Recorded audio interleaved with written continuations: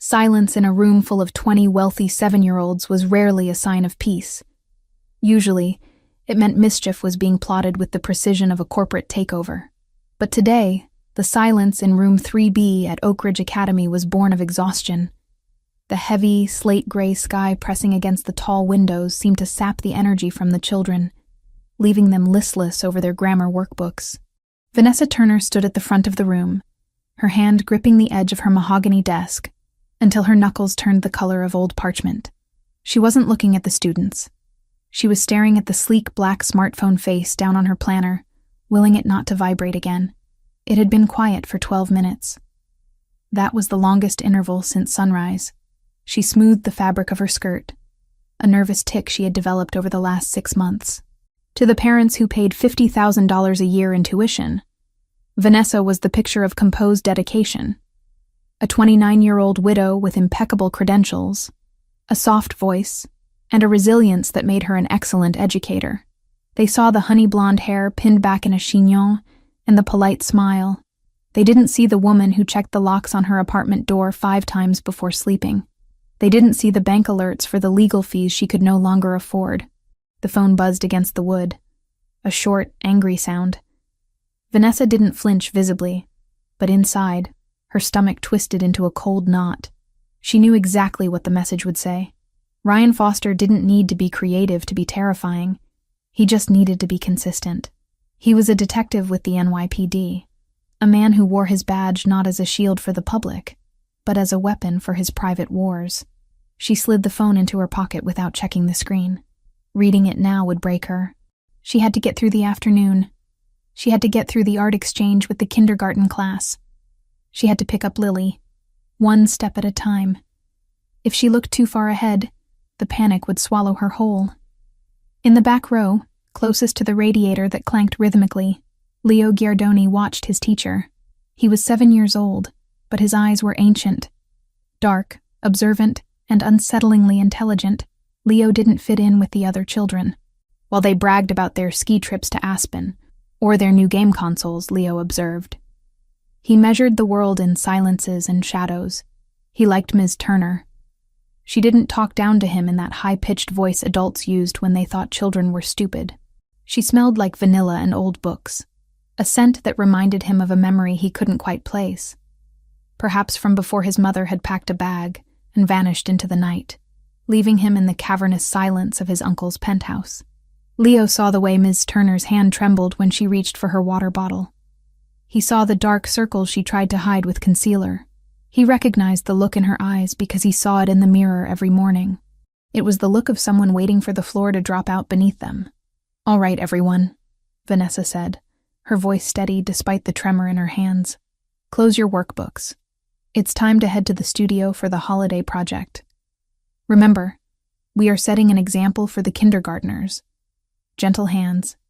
Inside voices. The class erupted into the chaotic noise of chairs scraping and zippers zipping. The energy shifted from lethargy to excitement. They were making holiday cards today.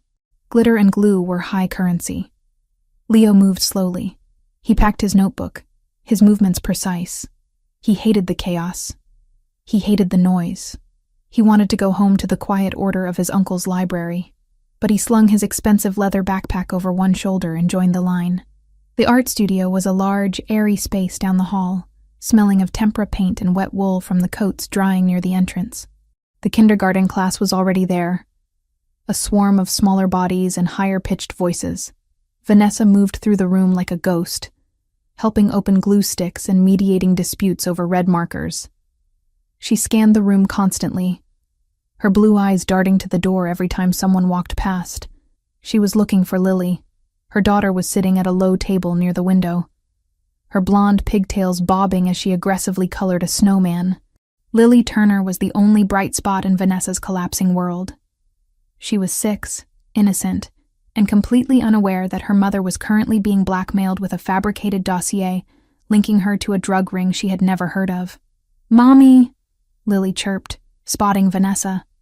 "Hi, Bug," Vanessa said, forcing a brightness into her tone that she didn't feel. She touched Lily's shoulder, grounding herself. "Are you making that for Grandma?" "No, for Santa." Lily whispered conspiratorially. But it's a secret. Okay, a secret. Vanessa kissed the top of her head. I have to help with the glitter station. You stay here, okay? As Vanessa moved away, the phone in her pocket buzzed again. Long, persistent. A call. She ignored it, but the vibration felt like a brand against her hip. Leo stood near the coat racks, watching the scene.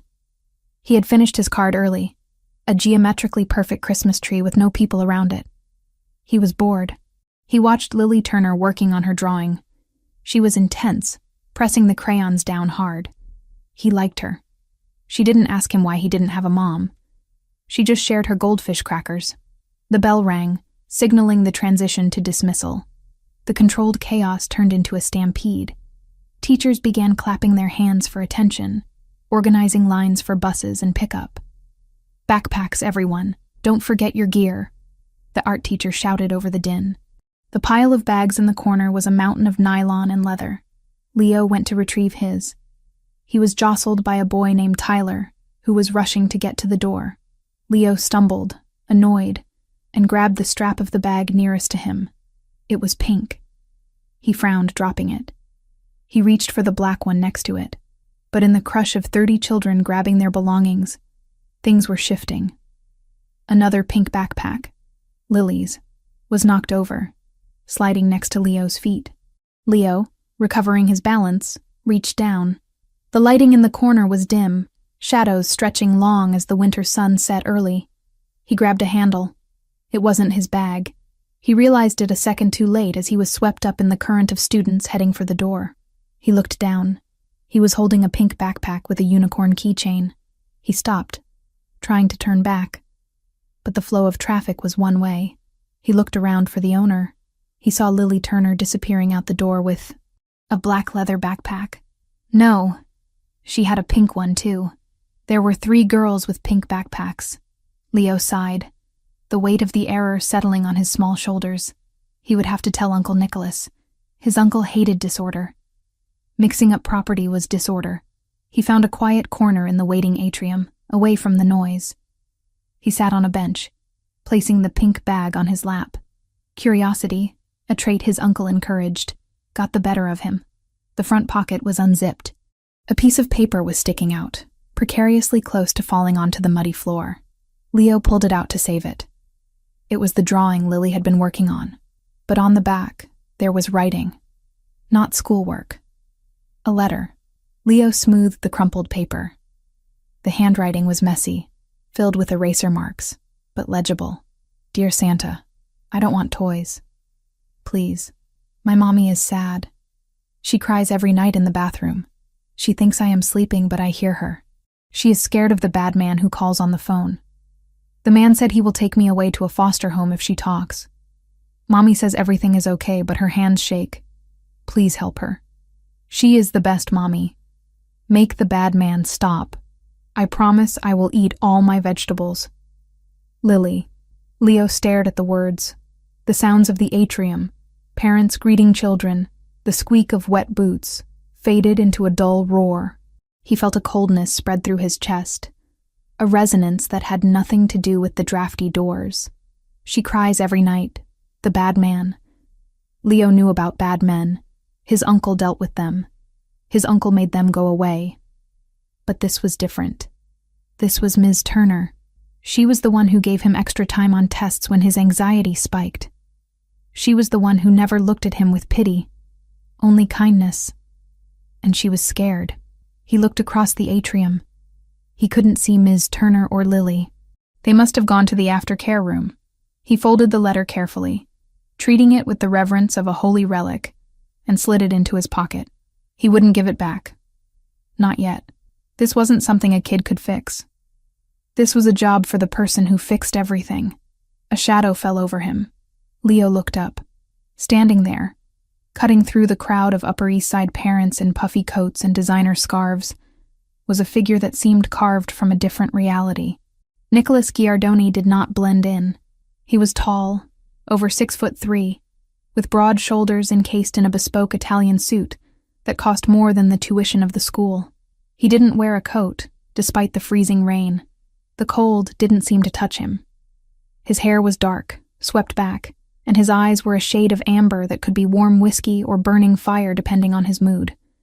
Today, they were neutral, scanning the perimeter like a radar. "Leo," Nicholas said.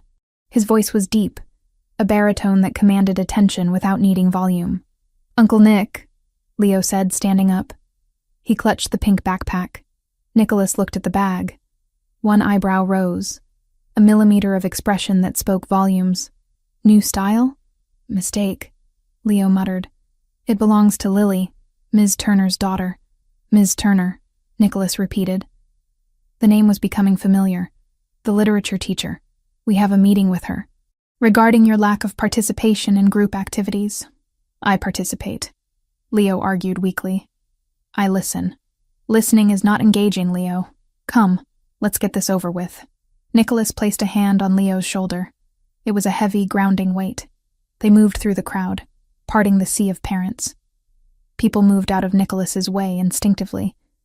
They sensed the predator in their midst, the dangerous edge that money couldn't buy and social standing couldn't mask. They walked down the hallway toward room 3B. The school was quieting down now. The janitorial staff was beginning their rounds. As they approached the open door of the classroom, Nicholas slowed his pace.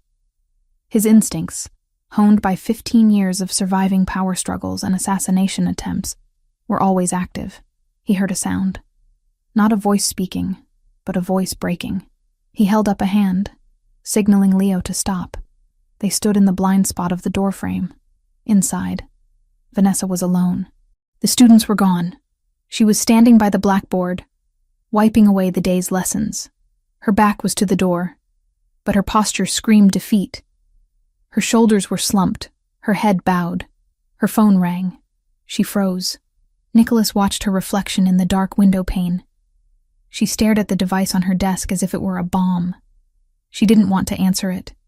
He could see the terror radiating off her, a palpable aura of distress. She picked it up. Her hand was shaking so badly she almost dropped it. "Ryan, please," she answered. Her voice was thin, brittle.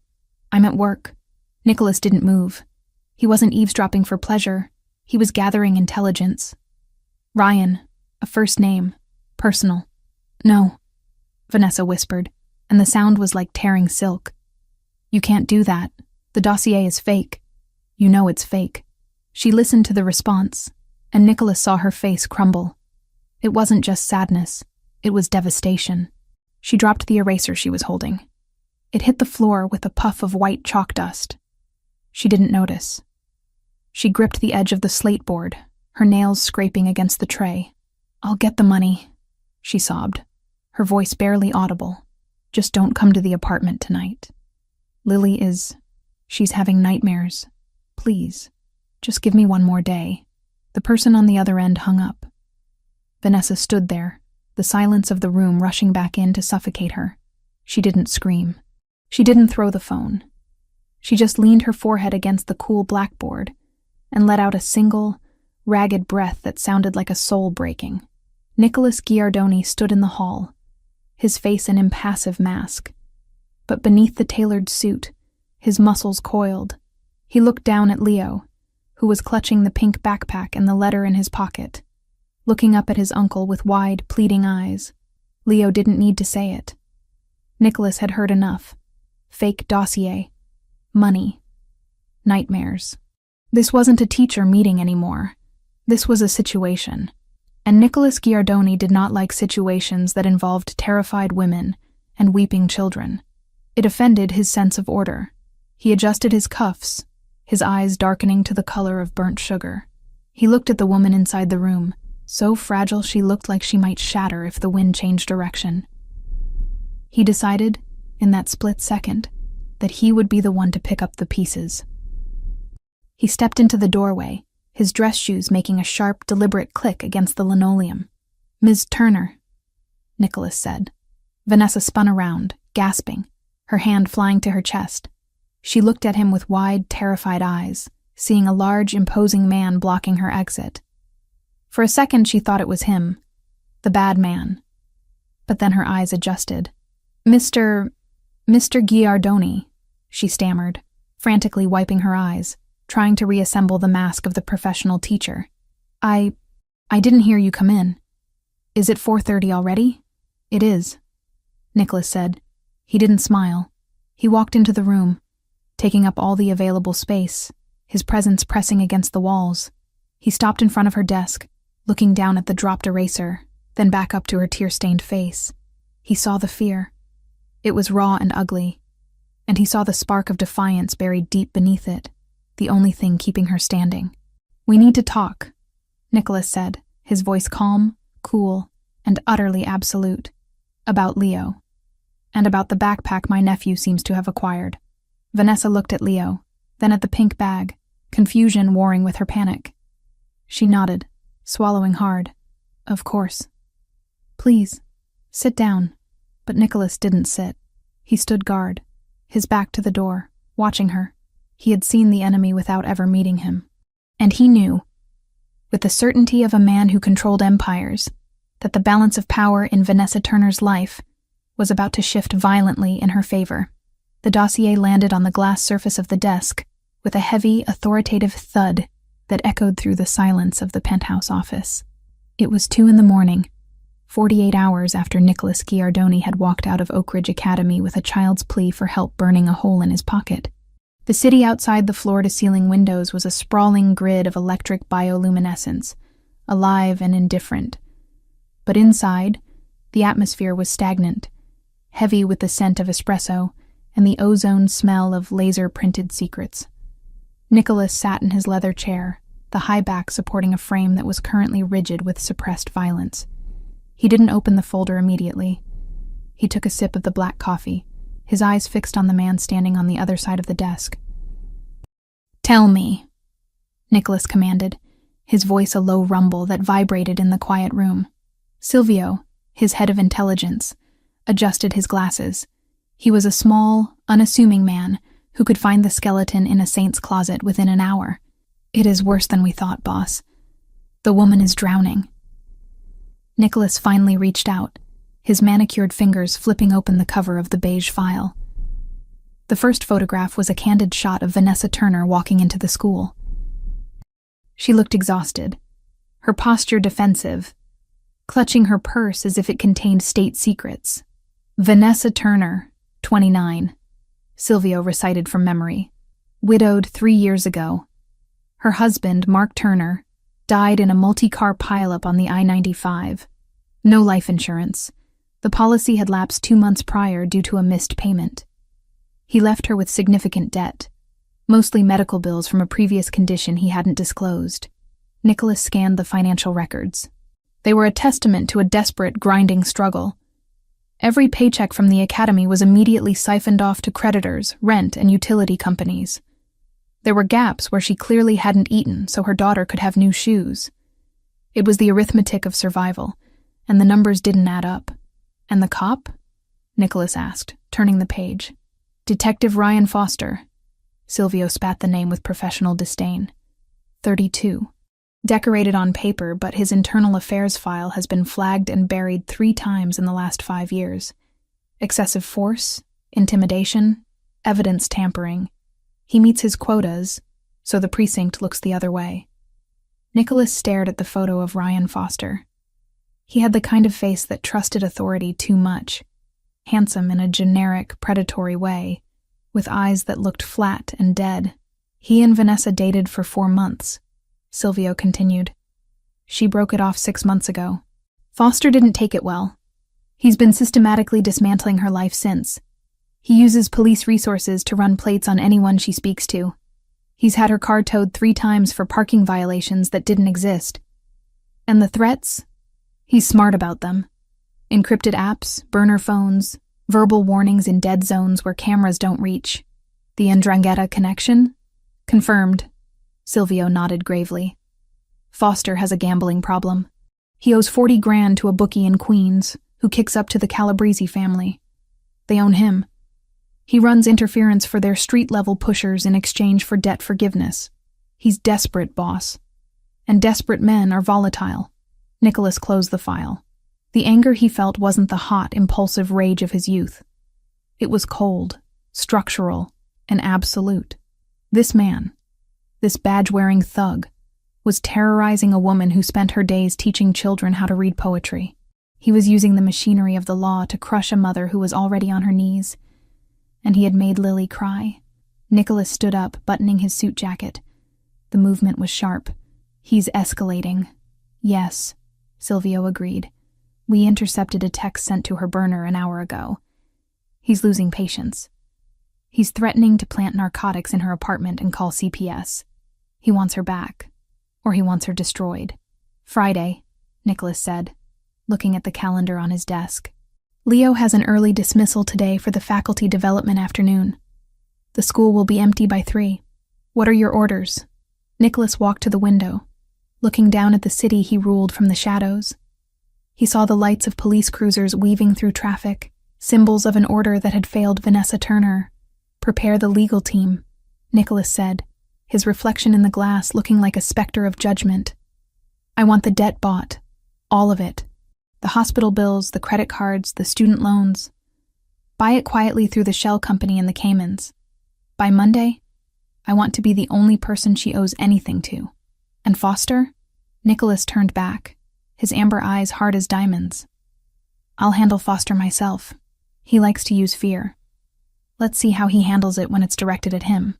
The corridors of Oak Ridge Academy on a Friday afternoon usually vibrated with the frenetic energy of freedom. Teachers and students alike were desperate to escape the ecosystem of learning for the weekend. But today, the atmosphere in the West Wing was heavy, thick with a tension that seemed to emanate from the walls themselves. Vanessa Turner sat at her desk, staring at the gradebook she hadn't updated in 20 minutes. The school was quiet. Lily was already in the faculty child-minding room down the hall, watching a movie with the other staff kids. Vanessa needed to leave. She needed to grab Lily, get in her unreliable Honda Civic, and drive until the city was a speck in the rearview mirror. But she couldn't move. Ryan was outside. She knew it. She could feel him. He wasn't in the parking lot this time. He was inside. He had used his badge to bypass security, claiming he needed to speak to her about a police matter. The security guard, a retired cop himself, had let him through with a nod of camaraderie. Vanessa's hands were shaking as she shoved papers into her tote bag. "Get out. Just get out. Take the back exit." She stood up, swinging the bag over her shoulder. She moved toward the door of her classroom, her heart hammering against her ribs like a trapped bird. She reached for the handle, took a breath to steady herself, and pulled the door open. Ryan Foster was leaning against the lockers on the opposite wall, waiting for her. He smiled. It was a terrifying expression, devoid of warmth, stripping her naked with a single glance. He was wearing his leather jacket and jeans, his badge clipped visibly to his belt, a reminder of his power. "Going somewhere, Ness?" he asked, pushing off the wall and taking a step toward her. Vanessa stepped back, retreating into the classroom. It was a mistake. It gave him permission to follow. Ryan walked in, kicking the door shut behind him with his heel. The latch clicked, a sound that echoed like a gunshot in the empty room. "Leave me alone, Ryan," Vanessa said, her voice trembling despite her best efforts to sound strong. "I have to pick up Lily. Lily can wait," he said, his voice smooth, casual, as if they were discussing the weather. "We need to talk about us. You've been ignoring my texts." "That's rude, Vanessa. I don't like rude. There is no us," she pleaded, backing up until her hips hit the edge of her desk. She was trapped. "Please, just go. If you leave now, I won't report you." Ryan laughed. It was a harsh barking sound. "Report me? To who? My sergeant? He's the godfather of my sister's kid. The precinct is a brotherhood, Ness. You're just a hysterical ex-girlfriend with a history of instability. Who are they going to believe? The decorated detective or the struggling widow who can't even pay her electric bill?" He closed the distance between them. He smelled of stale coffee and aggressive cologne. He loomed over her, using his height to intimidate, placing his hands on the desk on either side of her hips, caging her in. "You look tired," he murmured, leaning in close enough that she could feel the heat of his breath on her cheek. "You look like you need someone to take care of you. Why are you fighting this? You know you can't survive on your own. I can make the debt go away. I can make the investigations stop. All you have to do is be a good girl." Vanessa turned her face away, revulsion rising in her throat. "Get away from me. Look at me when I'm talking to you," Ryan roared, his facade of calm shattering instantly. He grabbed her chin, his fingers digging into her skin, forcing her to look at him. "You think you're better than me? You think because you teach at this fancy school you're too good for a cop? You're nothing without me. Nothing." Tears pricked Vanessa's eyes, hot and humiliating. She was paralyzed by the violence in his gaze. He was going to hit her. She knew the signs. The dilated pupils, the vein throbbing in his neck. "Please," she whispered. "Please what?" Ryan sneered. "Beg.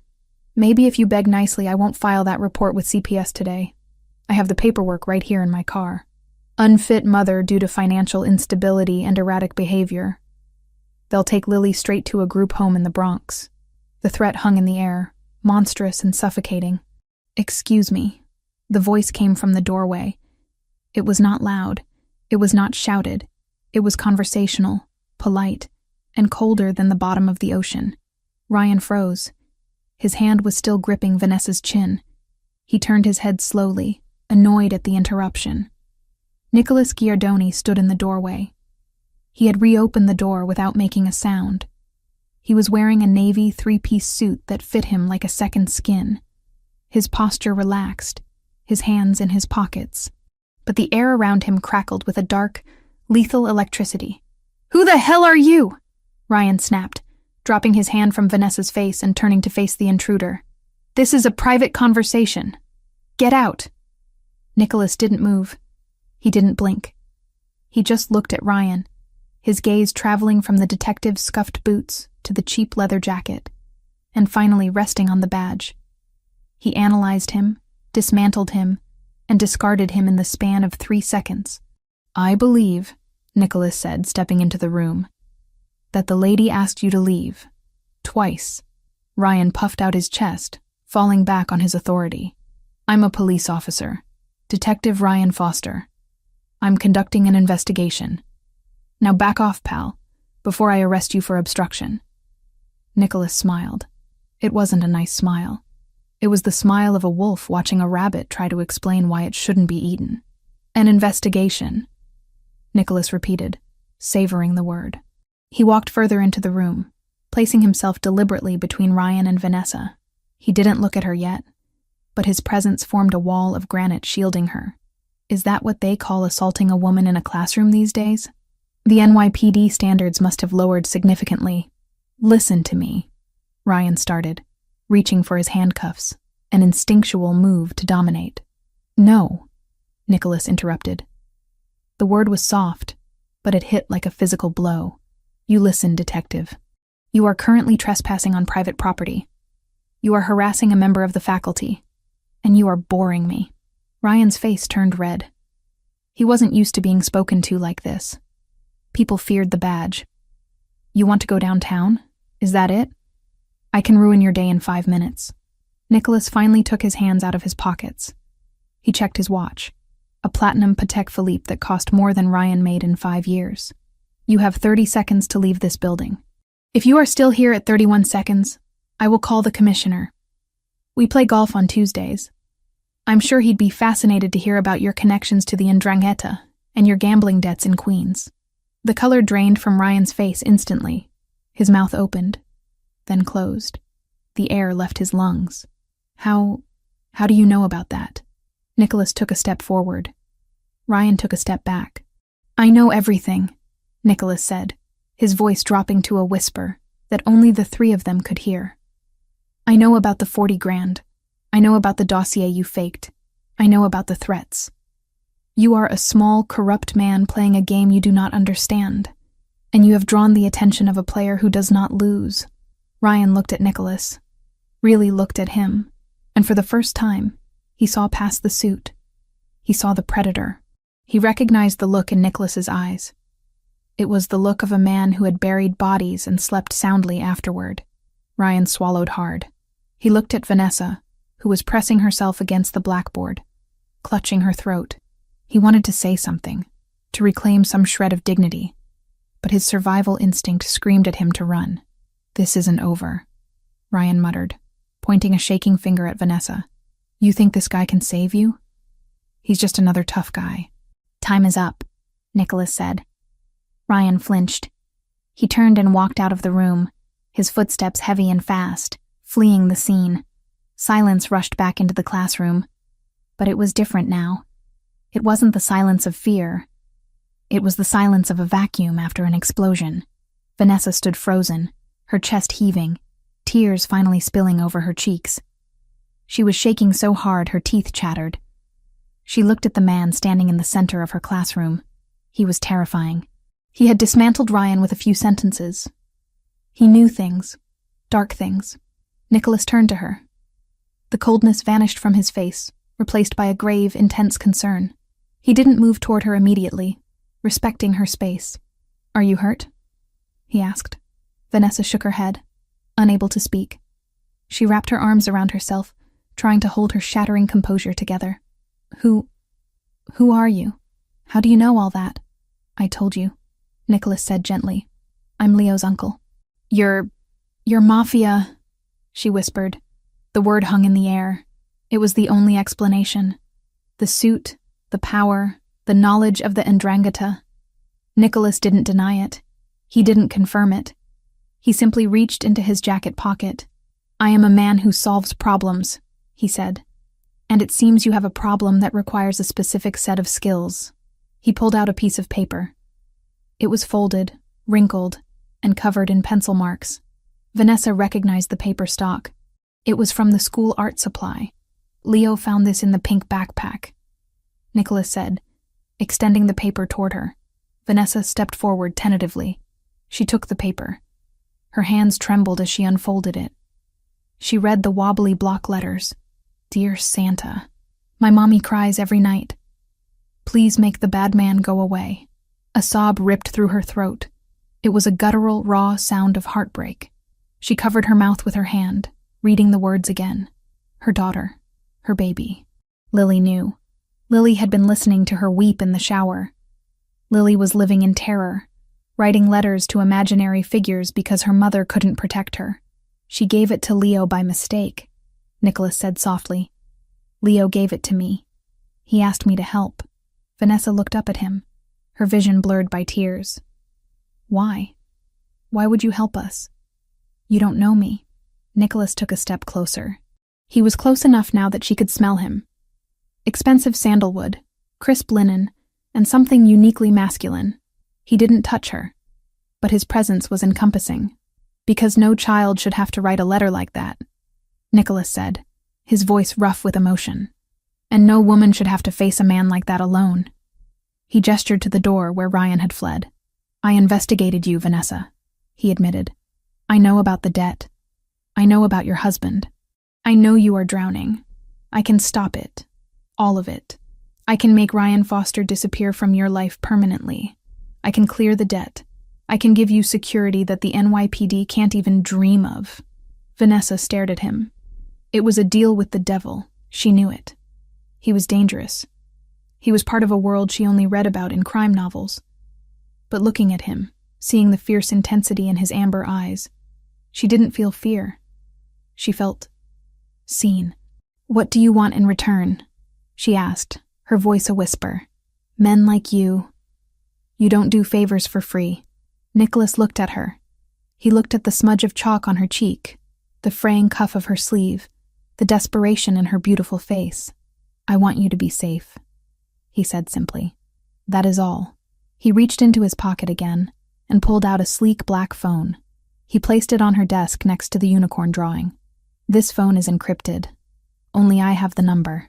If he comes back, if he even breathes in your direction, you press the contact labeled Nick. Do you understand? Vanessa looked at the phone, then at the letter in her hand. Lily's plea to Santa. Santa hadn't come. But a man in a bespoke suit with the eyes of a wolf had. He'll come back, Vanessa whispered, looking at the door. He always comes back. Let him, Nicholas said, his jaw tightening. Next time he won't find a victim. He'll find me.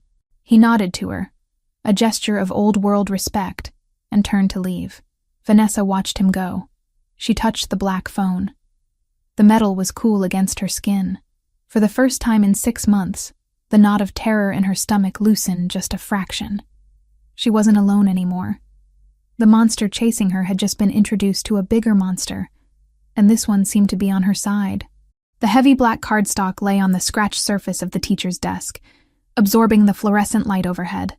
It looked less like a business card, and more like a piece of dark matter that had fallen out of the universe to land between a stack of ungraded spelling quizzes and a jar of pencils. Gold-embossed letters spelled out a name and a number. Nothing else. No title, no company logo, no address.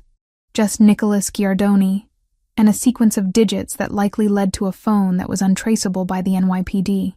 Vanessa stared at it, her chest heaving with the aftershocks of adrenaline. The classroom was empty now, Ryan's aggressive cologne finally dissipating, replaced by the lingering scent of sandalwood and danger that Nicholas had left behind. "I can't do this," she whispered to the empty room. Her voice sounded thin, scraping against the silence. She picked up the card, intending to tear it in half. Accepting help from a man like Nicholas Giardoni wasn't a lifeline. It was a transfer of ownership.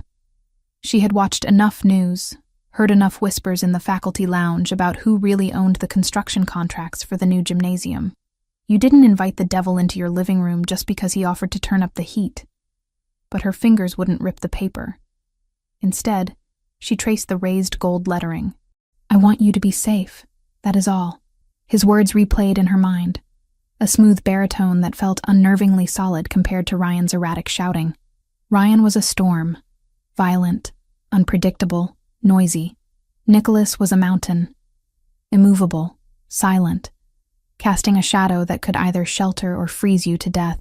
"He wants something," she reasoned, her mind racing through the cynical arithmetic of survival she had learned over the last 3 years. Men like that always want something. She shoved the card deep into her purse, hidden inside the zippered pocket where she kept her emergency cash. She wouldn't use it. She couldn't. But she wouldn't throw it away either. It was a weapon. And when you were walking through a war zone, you didn't discard ammunition, even if you didn't know how to use the gun. The drive to pick up Lily was a blur of paranoia. Vanessa checked the rearview mirror every 3 seconds. Every black sedan was an unmarked police car. Every shadow stretching across the wet pavement was a figure waiting to strike. Her Honda Civic rattled as she navigated the potholes of Queens, the heater blowing lukewarm air that smelled of dust and old plastic. When she reached the aftercare facility, Lily was sitting by the window, her nose pressed against the glass, fogging it up. The sight of her daughter, alive, safe, wearing a mismatched outfit, because she had insisted on dressing herself that morning, broke the dam holding back Vanessa's tears. She swallowed them down. She couldn't be weak. Not now. "Mommy." Lily launched herself into Vanessa's arms the moment the door opened. "Gotcha," Vanessa said, lifting her up. The weight of the 6-year-old was the only thing anchoring her to the earth. "Ready to go home? We can make pancakes for dinner." "Breakfast for dinner," Lily cheered, oblivious to the fact that pancakes were on the menu because they were cheap and filling, and the grocery budget for the week was down to $12. The apartment building was a pre-war structure that had survived decades of neglect. The lobby smelled of bleach and boiled cabbage. Vanessa carried Lily up the 3 flights of stairs, her muscles burning. She didn't put her daughter down until they were inside Unit 3B. The ritual began immediately. It was a routine Vanessa performed with religious fervor. Deadbolt clicked. Chain slid into place. A sturdy wooden chair wedged under the knob. She checked the window locks, even though they were on the 3rd floor, and the fire escape didn't reach their bedroom. "Mommy, why do you always put the chair there?" Lily asked, kicking off her sneakers. "Are we playing fort?" "Yes, baby," Vanessa lied, her voice steady. "It's for the fort. We have to keep the dragons out." They ate pancakes in the small kitchen, the only light coming from the stove hood to save electricity. Outside, the wind howled through the alleyway, rattling the loose window frames. Every rattle made Vanessa jump. She watched Lily eat, watching the way syrup stuck to her chin, thinking about the pink backpack and the letter. "My mommy cries every night." Guilt, sharp and toxic, flooded her system. She thought she had been hiding it well. She thought the shower masked the sobbing. But children were radar dishes for emotion. They picked up on every frequency their parents tried to jam. "I love you, Lil," Vanessa said, reaching across the table to squeeze her daughter's hand. "I know," Lily said through a mouthful of fluff. "I love you too, and Santa is going to help us." Vanessa froze. "Santa? I sent him a letter," Lily said matter-of-factly. "Leo said his uncle knows Santa, so it's going to be okay." Vanessa felt a chill that had nothing to do with the drafty window. Leo, the quiet boy with the sad eyes. Nicholas hadn't just intercepted a letter. He had been invited into their lives by the innocence of 2 children. By 9 o'clock, Lily was asleep, clutching her stuffed rabbit. Vanessa sat in the living room, the encrypted black phone Nicholas had given her sitting on the coffee table like a monolith. She stared at it. It seemed to pulse with a silent invitation. Press the button. End the fear. "No," she said aloud. "I can handle this. I'll get a restraining order tomorrow. I'll go to the precinct in a different district. I'll find a lawyer who works pro bono." She fell asleep on the couch, fully dressed, a kitchen knife tucked under the cushion. It was a pathetic defense against a man with a badge and a gun, but it was all she had. The sound that woke her wasn't loud. It wasn't a crash or a bang. It was the soft, distinctive click of metal against metal. Vanessa's eyes snapped open. The apartment was pitch black. The digital clock on the microwave read 2:14 a.m. She held her breath, listening. The silence of the apartment felt heavy, pressurized. Had she imagined it? Then she heard it again, a floorboard creaking in the hallway. The one near the bathroom that always groaned when you stepped on the left side. She wasn't alone. Panic, cold and electrifying, surged through her veins. She reached under the cushion for the knife, her fingers closing around the handle. She didn't move. She couldn't scream. If she screamed, Lily might wake up and come out of the bedroom. She had to draw him away from Lily. "Ryan?" she whispered, her voice trembling. Silence. Then, a low chuckle drifted from the direction of the bathroom. "You should fix that lock, Ness." A credit card and a little shoulder was all it took. The chair was a cute touch, though. He was inside. The realization crashed over her like a tidal wave. He had breached the sanctuary. Vanessa stood up, brandishing the knife, her heart hammering so hard it felt like it was bruising her ribs. "Get out. I have a knife. I'll scream." "Scream and you wake the kid," Ryan's voice replied. He wasn't shouting. He sounded calm, amused. "You don't want Lily to see her mommy bleeding, do you?" The threat paralyzed her. She stood in the center of the living room, shaking. She heard footsteps moving away from her, towards the front door. "I left you a present," Ryan said from the entryway. "Check the bathroom mirror. Just a reminder that I can come and go whenever I want." "You're never safe, Vanessa. Not unless I say you are." The front door opened and closed. The latch clicked. He was gone. Vanessa stood frozen for a full minute, waiting for the trick, waiting for him to burst back in. When the silence stretched on, she rushed to the door, slamming the deadbolt home, fumbling with the chain, her hands shaking so violently she could barely coordinate her fingers.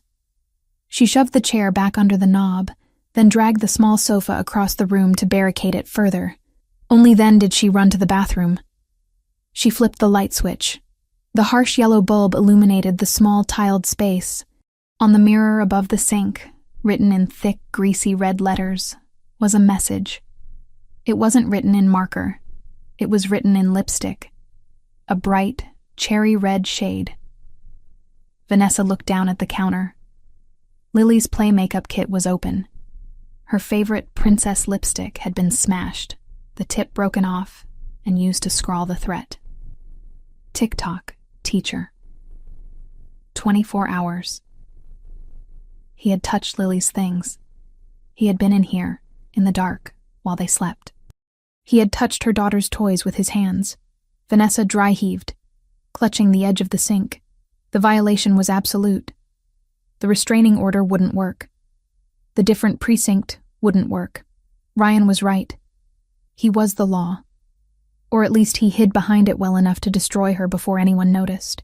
She walked back into the living room. She looked at the kitchen knife in her hand. It looked like a toy. It was useless against the monster circling her house. Her eyes fell on the coffee table, the black phone. She didn't hesitate this time. She didn't think about the morality of the Mafia, or the debt she would incur, or the pride she was swallowing. She thought about cherry red lipstick on a bathroom mirror, and the fact that a man had stood outside her daughter's bedroom door while she slept. She picked up the phone. There was only one contact saved. Nick. She pressed the call button. It rang once. "Talk to me," Nicholas's voice answered. He sounded wide awake, alert, as if he had been sitting by the phone waiting for this exact moment. He was here. Vanessa whispered, her voice breaking into a sob she couldn't suppress anymore. He broke in. He wrote on the mirror with Lily's lipstick. He said, "I have 24 hours. Are you hurt?" The question was sharp, immediate. "No." He left. But he was inside. He touched her things, Nicholas. He touched her things. "Is the door secured?" "Yes. I put the couch in front of it." "Good. Keep it there." There was a rustling sound on the other end, the sound of movement, of fabric shifting. "Do not open that door for anyone but me. I'm coming." "It's 2 a.m., she said senselessly. "You can't." "I'll be there in 15 minutes, Nicholas interrupted. His voice was no longer just calm. It was lethal. It was the voice of a man issuing a death sentence. "Pack a bag. Essentials only. You're not staying there another night." "Where are we going?" "Somewhere he can't reach you. 15 minutes, Vanessa. Stay away from the windows." The line went dead. Vanessa dropped the phone onto the couch and sprinted to the bedroom. She grabbed a duffel bag from the closet. Hands shaking, she threw in clothes for Lily. Pajamas, school uniform, underwear, socks. She grabbed her own toiletries, a pair of jeans, a sweater. She grabbed Lily's favorite stuffed rabbit, Mr. Hops, ensuring it was safe. She moved with the frantic energy of a refugee fleeing a war zone, which, in a way, she was. She sat on the edge of the bed, watching the digital clock. 2:20, 2:25, 2:29. At exactly 2:30, a heavy knock sounded on the door. 3 distinct raps. "Vanessa, it's Nicholas." She ran to the living room. She dragged the sofa back, her adrenaline giving her strength she didn't know she possessed. She undid the locks, the chain, the deadbolt. She threw the door open. The hallway, usually dim and smelling of mildew, was filled with men. There were 4 of them, dressed in black tactical gear that looked expensive and terrifyingly efficient. They were scanning the stairwell, the elevator, the street below. In the center of them stood Nicholas. He wasn't wearing the suit from the afternoon. He was wearing dark jeans, a black cashmere sweater, and a heavy wool coat. He looked bigger like this, broader. He looked like a warlord who had descended from his fortress. He stepped inside immediately, filling the tiny apartment with his presence. He didn't look at her at first. His eyes swept the room, checking corners, checking shadows. "Clear the perimeter," he ordered the men in the hallway. 2 of them moved toward the stairs. 1 remained at the door facing out. Nicholas turned to Vanessa. He reached out, his hands hovering near her arms but not touching, checking her for invisible wounds. "Did he touch you?" "No." She shook her head, tears streaming freely now. He wanted me to know he could." Nicholas's jaw tightened until a muscle feathered in his cheek. He looked toward the bathroom. The mirror. Yes. He walked over, looked inside, and stared at the red message for a long moment. When he turned back, his face was a mask of cold fury. "Silvio," he called out to the man at the door. "Document that, then clean it off. I don't want the girl to see it." "Yes, boss." Nicholas walked back to Vanessa. "Where is she?" "Sleeping. In the bedroom. Get her. We leave now." Vanessa nodded and turned to the bedroom. But she didn't need to go far.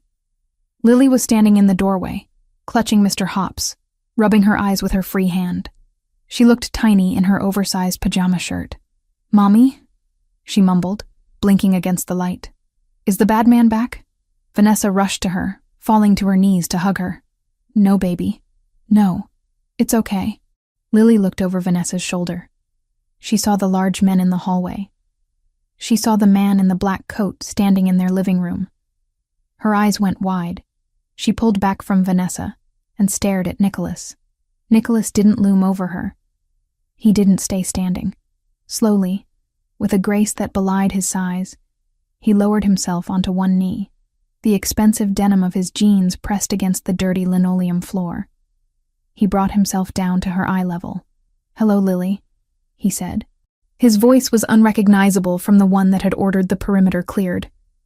It was soft, gentle, almost reverence. Lily took a step forward, ignoring her mother's protective grasp. She stared at Nicholas, at his dark hair, his intense eyes, the aura of absolute command he radiated. "Are you him?" she whispered. Nicholas tilted his head slightly. "Who?" "Santa," Lily breathed. "Leo said his uncle knows Santa. Did you get my letter?" Vanessa held her breath. She waited for him to correct her, to laugh, to explain. Nicholas didn't smile. He looked at the child with solemn seriousness. He understood the gravity of belief. He understood that she wasn't asking about a man in a red suit. She was asking about salvation. "I got your letter," Nicholas said, "and I came as fast as I could." Lily's lower lip trembled. "Is the bad man gone?" Nicholas reached out, offering his hand. It was large, scarred, capable of terrible violence, but he held it open, palm up, a gesture of peace. "He's not going to bother you tonight, Lily, and I am going to make sure he never scares your mommy again. That is a promise." "Pinky promise?" she asked, extending her small finger. Nicholas hooked his large pinky around hers. "Blood oath," he murmured, then corrected himself. "The biggest promise there is." Vanessa watched them, her heart twisting in her chest. She saw the way Nicholas looked at her daughter, not as a burden, not as baggage, but as something precious that required defending. She saw the way Lily looked at him, with instant, instinctive trust, and in that moment, the last of Vanessa's resistance crumbled. She looked at the peeling paint on the walls, the flimsy lock on the door, the knife on the couch. Then she looked at the man kneeling on her floor, pledging his protection to a 6-year-old. She wasn't just accepting help. She was choosing a side. "We have to go, Lily," Vanessa said, her voice steady for the first time that night. "Mr. Nicholas has a safe place for us to stay." "Like a castle?" Lily asked, looking at Nicholas. Nicholas stood up, lifting Lily effortlessly into his arms, as if she weighed nothing. He grabbed the duffel bag with his other hand. "Better than a castle," Nicholas said, walking toward the door. "It has heated floors and a chef who makes pancakes at 3 a.m. He paused at the threshold and looked back at Vanessa. "Coming?" Vanessa grabbed her purse. She took one last look at the apartment that had been her prison of fear for 6 months. She looked at the chair she had used to barricade the door, now uselessly pushed aside. "Yes," she said. She stepped out into the hallway, flanked by Nicholas's security team. As they walked toward the elevator, Nicholas shifted Lily so she could rest her head on his shoulder. The little girl was already falling back asleep, secure in the arms of the most dangerous man in the city. Vanessa walked beside him. She knew, with a terrifying clarity, that she had just crossed a line she could never uncross. She had invited the darkness in to fight the darkness. But as she looked at Nicholas's profile, grim, determined, and fiercely protective, she realized that for the first time in years, she wasn't walking alone. They stepped into the waiting elevator, the doors sliding shut on her old life, sealing her fate with a soft, metallic chime. The silence of the Upper East Side penthouse was a physical weight, heavy and unfamiliar. For 6 months, Vanessa Turner had lived in a soundscape of fear. The creak of floorboards in a pre-war walk-up, the rattle of single-paned windows in the wind, the phantom vibrations of a phone that signaled another threat. Here, 30 stories above the city, the world was muted by triple-paned glass and thick, plush carpeting that swallowed footsteps whole. Vanessa woke up before the alarm, her body jerking upright in the king-sized bed, her hand instinctively reaching for a weapon that wasn't there. It took her several seconds to calibrate her reality. She wasn't in Queens. The sheets against her skin were high thread-count Egyptian cotton, cool and crisp, not the pilled flannel she had owned for years. The light filtering through the sheer curtains was the soft, diffuse gray of a Manhattan morning, not the harsh glare of a street lamp buzzing outside her bedroom window. She swung her legs out of bed, her toes sinking into the cream-colored rug. The apartment Nicholas had moved them into was a masterpiece of neutral tones. Beiges, soft whites, and warm grays, designed to soothe a nervous system that had been firing on all cylinders for too long. It was a fortress disguised as a sanctuary. She moved to the second bedroom, her heart rate spiking until she pushed the door open. Lily was asleep, sprawled across a bed that looked like a cloud, clutching Mr. Hops. The room was safe. The windows were locked. The door was solid oak. Vanessa exhaled, a long, shaky breath that released a fraction of the tension coiled in her spine. "We're here," she whispered to herself, as if saying it aloud made it true. "We're safe." But safety came with conditions, and Vanessa was not a woman who accepted charity easily. She walked into the kitchen, a space gleaming with marble and stainless steel, to find a coffee maker that probably cost more than her first car. There was a note on the counter, written in a sharp, angular script on heavy cardstock. "Marcus is outside the door. He will drive you. Eat breakfast." There was no signature, but there didn't need to be. Nicholas Giardoni's presence lingered in the instruction, commanding even when he wasn't in the room. When Nicholas arrived an hour later, Vanessa was dressed in her teaching clothes, drinking coffee with a defiance that masked her anxiety. He walked in without knocking. He had a key, of course, and the air in the room seemed to compress. He wasn't wearing the severe black suit from the night of the extraction. He wore a charcoal sweater and dark denim, looking less like a Mafia don and more like a wealthy architect, though the way his eyes scanned the room for threats betrayed his true nature. "You slept," he stated, looking at her. It wasn't a question. "A little," Vanessa replied, setting her mug down. "Nicholas, we need to talk about the arrangement." He paused, leaning against the marble island, crossing his arms over his chest. His biceps strained against the fabric of his sweater. "The arrangement is simple. You stay here. You stay alive. Ryan can't touch you." "I can't just hide here," she insisted, straightening her spine. "I have a job. I have students who depend on me. I am not going to stop living just because Ryan is trying to destroy me. If I hide, he wins." Nicholas frowned, his amber eyes darkening. "If you go out there, you are a target. Ryan is unpredictable. He's desperate." "I am a teacher," Vanessa said firmly. "It's the only piece of my identity I have left that isn't defined by being a widow or a victim. I need to go to work." They stared at each other across the kitchen island. A silent battle of wills. Vanessa expected him to bark an order, to forbid it. That's what men in his position did. They controlled. That's what Ryan would have done. Instead, Nicholas exhaled slowly. He looked at her, really looked at her, assessing her fragility against her steel. "Fine," he said, "but you do not take the subway. You do not drive that Honda. Marcus takes you. He stays on the premises. If you move from one room to another, he knows. If you go to the bathroom, he stands outside the door." "That seems excessive," Vanessa countered, though her relief was palpable. "Excessive is my specialty," Nicholas replied, pushing off the counter. "Marcus is a former Navy SEAL. He is not a chauffeur. He is a weapon I am placing between you and the world.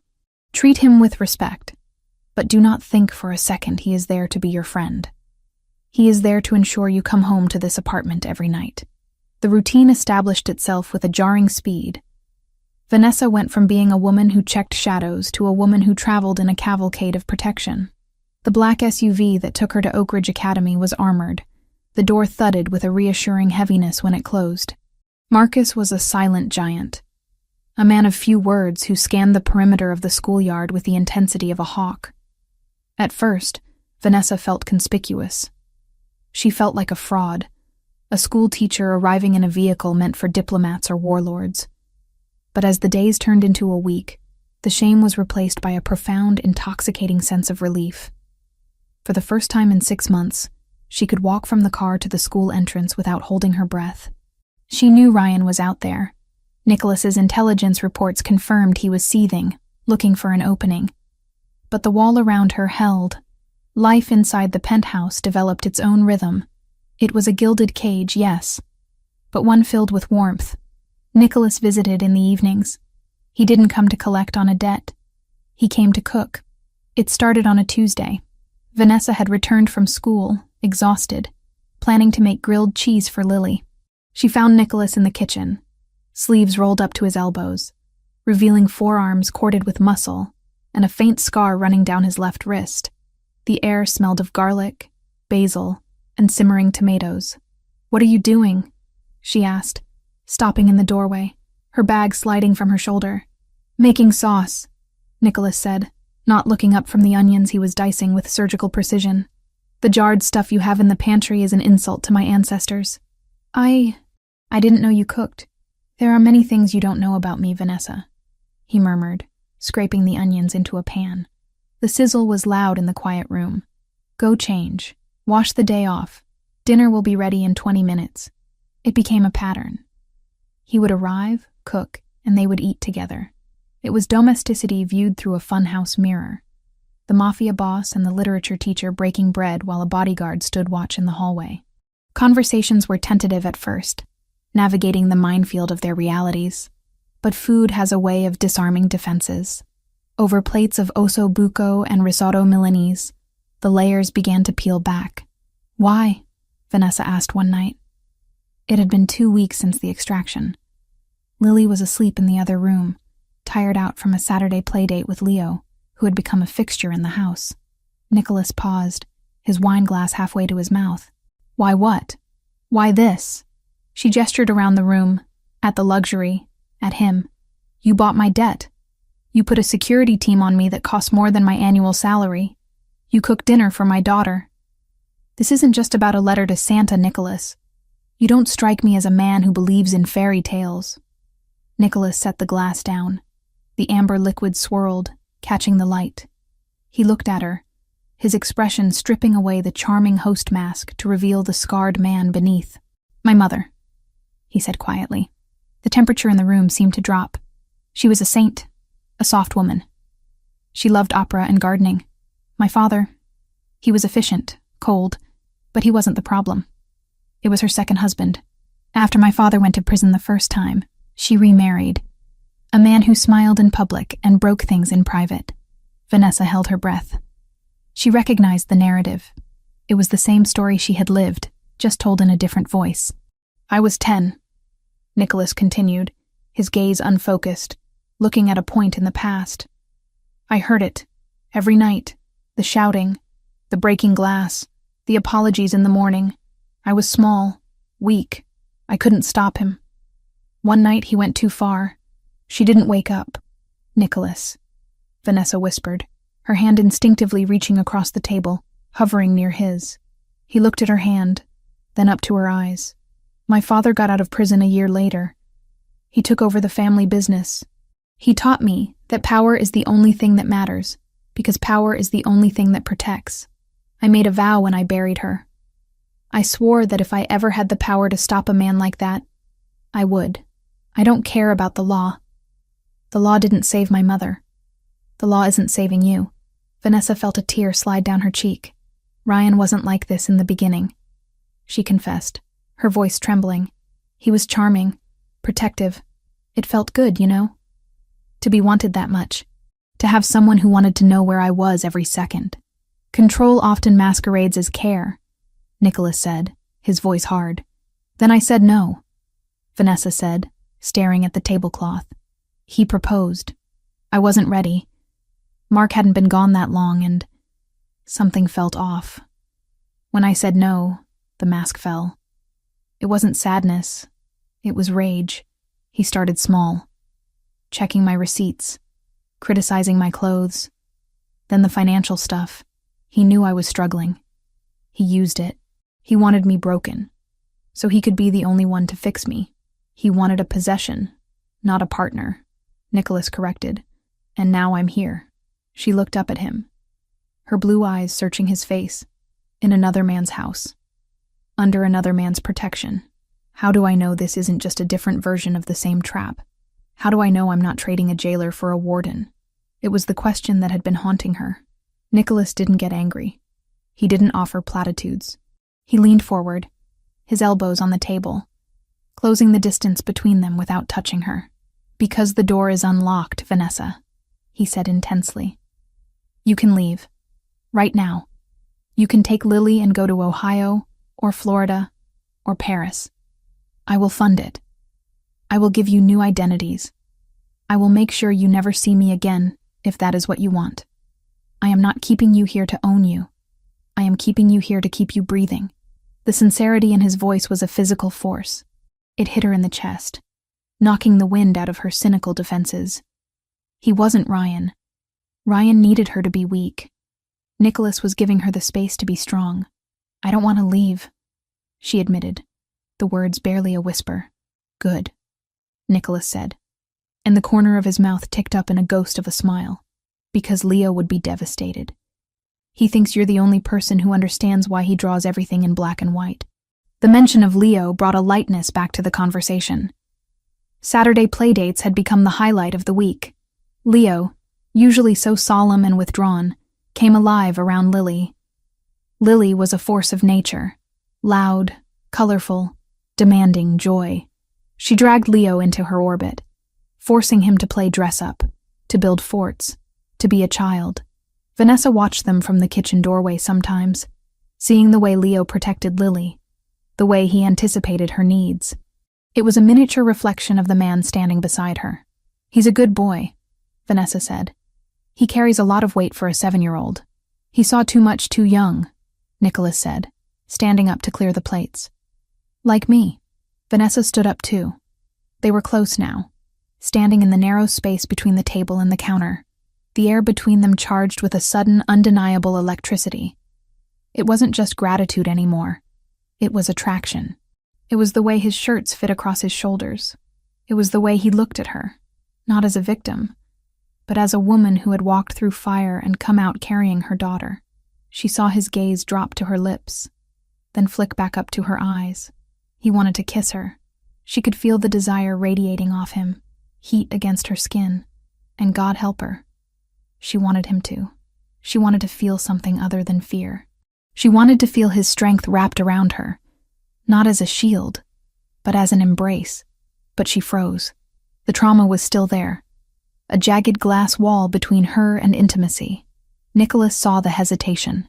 He saw the minute tensing of her shoulders. He stepped back immediately, respecting the boundary she hadn't even voiced. I should go, he said, his voice rougher than usual. I have a meeting downtown. Late night. Thank you, Vanessa said, her voice breathless. For dinner, for everything. You don't need to thank me for doing what is right. He walked to the door. Before he left, he turned back. Sleep well, Vanessa. Marcus is on duty. Nothing gets through that door. Good night, Nicholas. When the door clicked shut, the silence returned, but it wasn't heavy anymore. It was filled with possibility. Vanessa touched her lips, imagining the kiss that hadn't happened. She wasn't just safe. She was starting to feel alive. The next morning, the reality of her dual life hit her. She was grading papers at the kitchen table while Lily watched cartoons. The sun was streaming in, making the room feel bright and hopeful. Mommy, look! Lily pointed at the TV. It's the park. Can we go to the park, please? I haven't been on a swing forever. Vanessa hesitated. The park was public. The park was open. But they had been cooped up for nearly 3 weeks. Lily was climbing the walls. We have to ask Marcus, Vanessa said. Marcus, standing by the door like a statue, nodded once. Central Park is fine, ma'am. We stick to the open areas. I'll have a second unit trail us. A second unit? Vanessa asked. Standard procedure for open ground, Marcus replied. The outing was a military operation disguised as a family afternoon. They took the SUV. They walked to a playground that was fenced in. Marcus stood at the gate, his eyes constantly moving behind dark sunglasses.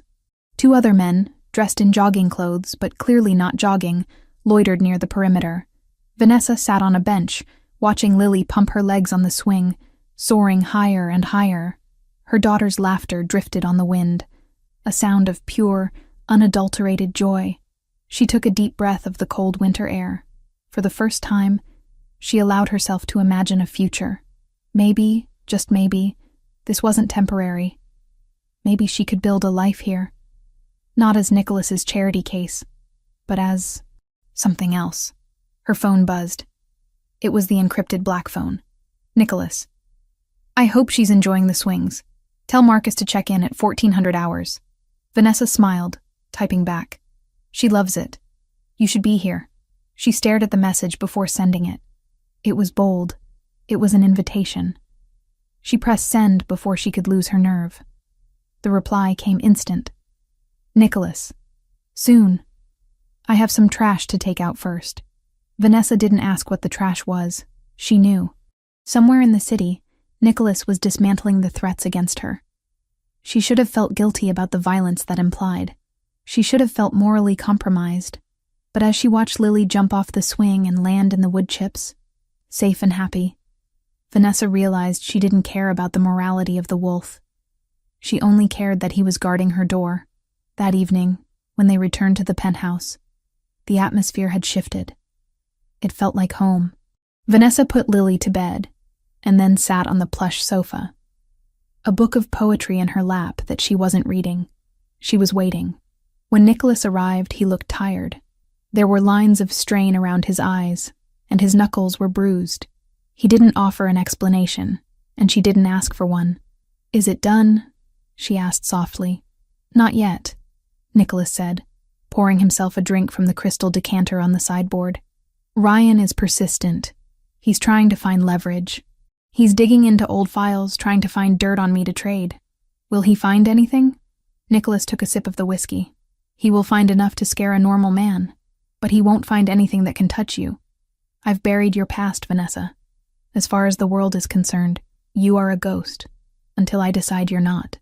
I don't want to be a ghost, she said, standing up and walking toward him. I want to be real. She stopped in front of him. The bruised knuckles caught her eye. She reached out, taking his hand in hers. His skin was rough, warm. He flinched slightly, then relaxed, letting her hold his hand. You are real, Nicholas murmured, looking down at her. You are the most real thing in my life. You hurt your hand. Occupational hazard. Was it for me? Everything I do now is for you, he said. The intensity of the declaration hung between them. Vanessa raised his hand to her lips. She kissed the bruised knuckles, a gesture of acceptance, of gratitude, and of something deeper. Thank you. Nicholas made a sound low in his throat. He used his other hand to cup her face, his thumb tracing the line of her cheekbone. Vanessa, I'm not scared of you, she whispered. And for the first time, it was the absolute truth. I'm scared of the world, but not you. I will burn the world down before I let it touch you again. He promised. He leaned in. His lips brushed her forehead, a chaste, protective kiss that felt more intimate than anything she had experienced with Ryan. It was a promise stamped on her skin. Be patient, he whispered against her hair. We are almost there. Just a little longer. Vanessa nodded against his chest. She could wait. She had spent years running. She could spend a few weeks waiting for the war to end. She closed her eyes, listening to the steady, powerful rhythm of his heart, and for the first time in her life, she allowed herself to believe that the fairy tale might actually have a happy ending, even if the prince was wearing a gun under his jacket. The styrofoam cup of coffee had gone cold an hour ago, leaving a bitter, chalky film on Ryan Foster's tongue. He sat in the driver's seat of a nondescript gray sedan, parked 2 blocks down from the wrought iron gates of Oak Ridge Academy. The heater was broken, and the December chill was seeping through the floorboards, numbing his toes inside his boots. But the physical discomfort was nothing compared to the burning, acidic rage churning in his gut. He was invisible. In the last week, Ryan had tried to access Vanessa's file in the NYPD database, only to find himself locked out. He had tried to run a credit check, and the system had flagged his credentials for review. He had driven past her old apartment in Queens, intending to leave another message, only to find it empty, the landlord claiming a corporate entity had bought out the lease. Vanessa Turner had simply ceased to exist. Ryan gripped the steering wheel until the leather creaked. He knew who was behind it. Nicholas Giardoni. The name was whispered in the precinct locker rooms, usually followed by a nervous laugh or a change of subject. Giardoni wasn't just a mobster. He was an institution. He didn't just break legs. He erased people. And he had taken Vanessa. She thinks she's better than me, Ryan muttered to the empty car, his eyes fixed on the rearview mirror. She thinks she can trade up, upgrade from a detective to a Don. The thought twisted inside him. It wasn't just about losing her anymore. It was about the insult. It was about the fact that she had looked at him with terror, but looked at Giardoni with hope. His phone buzzed on the passenger seat. It was a burner, a cheap plastic thing he had bought with cash. The caller ID was blocked. Ryan picked it up. "Yeah? You said you had a location." A voice rasped on the other end. It was thick with a Calabrian accent, heavy and dangerous. It was the voice of the 'Ndrangheta, the organization Ryan owed $40,000 to. A debt that was currently accruing interest in the form of threats against his kneecaps. "I'm watching the school," Ryan said, his voice dropping. "She's not here yet. But the kid is inside. They pick her up at 3. And the protection? Heavy," Ryan admitted, watching a black armored SUV idle near the loading zone. A man who looked like a tank in a suit, Marcus, was standing by the rear door. "Giardoni's top guys. You can't just grab her.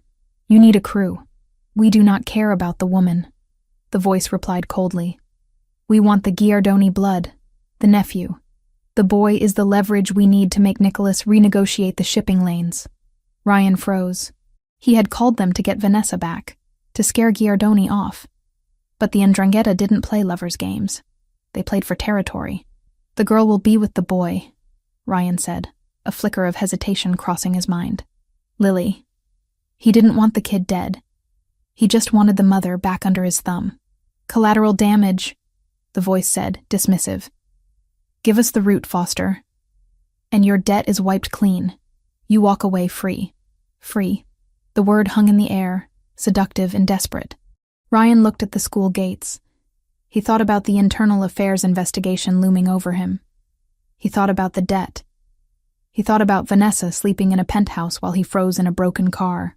"They take the east exit," Ryan said, his soul hardening into something unrecognizable. "They head north on Madison. There's a construction bottleneck on 86th. They'll have to slow down there." "Good. Don't be there when it happens." The line went dead. Ryan lowered the phone. He felt sick, but he pushed it down. This was Giardoni's fault. If he hadn't interfered, if he hadn't tried to play hero, none of this would be happening. Ryan started the engine. He was just taking back what was his. If things got messy, well, that was just the cost of doing business. Inside the armored SUV, the air smelled of leather and sanitizer. Vanessa sat in the back seat, checking her watch. 2:58 p.m. The routine had become a sedative. The heavy thump of the doors closing, the bulletproof glass that muted the city noise, the stoic presence of Marcus in the front seat. It all created a bubble of invulnerability. "Traffic looks heavy on the avenue, ma'am," Marcus said, his eyes scanning the mirrors. "We might have to take a detour." "That's fine, Marcus," Vanessa replied. She pulled out her phone, the black one Nicholas had given her. "Vanessa, picking them up now. Dinner tonight?" She stared at the message. It felt intimate, domestic. A month ago, she was barricading doors. Now she was coordinating schedules with a crime lord. The shift had been so gradual, so seductive. She hadn't realized how deep she was until she found herself missing him when he wasn't in the room. "Nicholas, I'll be there by 6. I'm bringing dessert. Stay close to Marcus." Vanessa smiled, a soft expression that softened the lines of worry on her face. The doors of the academy opened. A flood of children in uniforms poured out. "There they are," Vanessa said, leaning forward. Lily and Leo walked out together. They were holding hands, a detail that always made Vanessa's chest ache with sweetness. Leo, usually so guarded, looked relaxed. He was carrying Lily's lunchbox while she animatedly told him a story, her hands flying in the air. Marcus stepped out of the vehicle. He moved with a deceptive lethargy, but Vanessa knew he was coiled like a spring. He opened the rear door. "Hop in, guys," Marcus said, his body angling to block the view of the street, creating a human shield for the children. "Mommy!" Lily climbed in, scrambling over the seat to buckle herself. "Leo shared his fruit snacks with me because mine fell in the mud. That was very nice of you, Leo, Vanessa said, smiling at the boy as he climbed in next to Lily. Leo shrugged, his cheeks flushing slightly. It's okay. I didn't want them anyway. Marcus closed the door with a solid thud. He slid into the driver's seat and locked the doors. Everyone buckled? Yes, the children chorused. The SUV pulled away from the curb, merging into the aggressive flow of Manhattan traffic. Vanessa looked at the two children in the rearview mirror. They were safe. They were happy. For the first time, she allowed herself to relax fully into the leather seat. They turned onto 86th Street. Orange cones funneled the traffic into a single lane. A large delivery truck was stalled up ahead, its hazards blinking. Hold on, Marcus said sharply. His tone had changed. The relaxed chauffeur was gone. The Navy SEAL was back. What is it? Vanessa asked, sensing the shift. That truck. It's not stalled. No driver in the cab. Before Vanessa could process the words, a white van screeched out of the alleyway to their right, jumping the curb and slamming into the side of the SUV. The impact was deafening. Metal shrieked against metal. The heavy armored car rocked violently, thrown sideways but not tipping over. Heads down! Get down! Marcus roared. Vanessa didn't think. Instinct took over. She threw herself across the back seat, covering Lily and Leo with her body. Get down! The side window, the one right next to where Leo's head had been seconds ago, spider-webbed into 1,000 opaque fractures. It didn't shatter. The bulletproof laminate held, but the force of the blow echoed like a sledgehammer. Men in balaclavas were pouring out of the van. They weren't holding guns. They were holding sledgehammers and crowbars, knowing that ballistics wouldn't penetrate the glass easily. They were trying to breach the doors. Thud, thud, thud. The sound of steel hitting the reinforced glass was horrific, a primal pounding that vibrated through Vanessa's bones. Lily was screaming, a high, terrified sound that tore at Vanessa's soul. Leo was silent, curled into a ball, his hands over his ears. Hang on! Marcus yelled. He threw the SUV into reverse. The engine roared, a beast waking up. He slammed the gas, ramming the car behind them to create space. Then he spun the wheel, driving the heavy vehicle up onto the sidewalk, crushing a metal trash can. A gunshot rang out. It wasn't from the attackers. It was Marcus. He had lowered his window just an inch, firing with precision through the gap. One of the attackers dropped his crowbar, clutching his shoulder. The others flinched, retreating for a split second. That second was all Marcus needed. He floored the accelerator. The SUV surged forward, scraping against the brick wall of the building, sparks flying like fireworks past the windows. They smashed through the construction barricade, sending orange cones flying, and burst back onto the open avenue. Vanessa held the children down, her body shaking violently. Stay down. Don't move. Do not move. Mommy. Lily sobbed into the leather seat. I want to go home. We're going home, baby. We're going home, Vanessa chanted, though her eyes were fixed on the shattered spiderweb of the window, realizing how close that hammer had come to her daughter's skull. Marcus was driving like a madman now, weaving through traffic, barking codes into his earpiece. Code red. Package secure but under duress. Sector 4. I need intercept immediately. Vanessa sat up slowly, checking the children. They were physically unharmed, but the terror in their eyes was absolute. Leo was pale, his eyes wide and vacant, retreating into that dark place inside himself. Lily was hysterical, hyperventilating. Vanessa looked out the window. The city looked the same. People walking dogs, shoppers carrying bags. But everything had changed. The war hadn't stayed outside. It had crashed through the door. The penthouse was a fortress under siege. Within minutes of their arrival, the lobby was swarming with Nicholas's men. Marcus carried Leo upstairs. Vanessa carried Lily, refusing to let anyone else touch her. When the elevator doors opened, Nicholas was already there. He looked like a man possessed.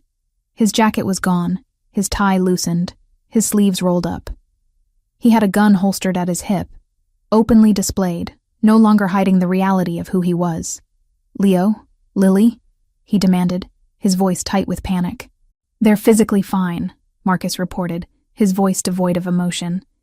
The vehicle took the brunt. The glass held. Nicholas let out a breath that sounded like a curse. He moved toward them, reaching out for Leo, pulling his nephew into a fierce embrace. Then he turned to Vanessa and Lily. He reached for them. Vanessa stepped back.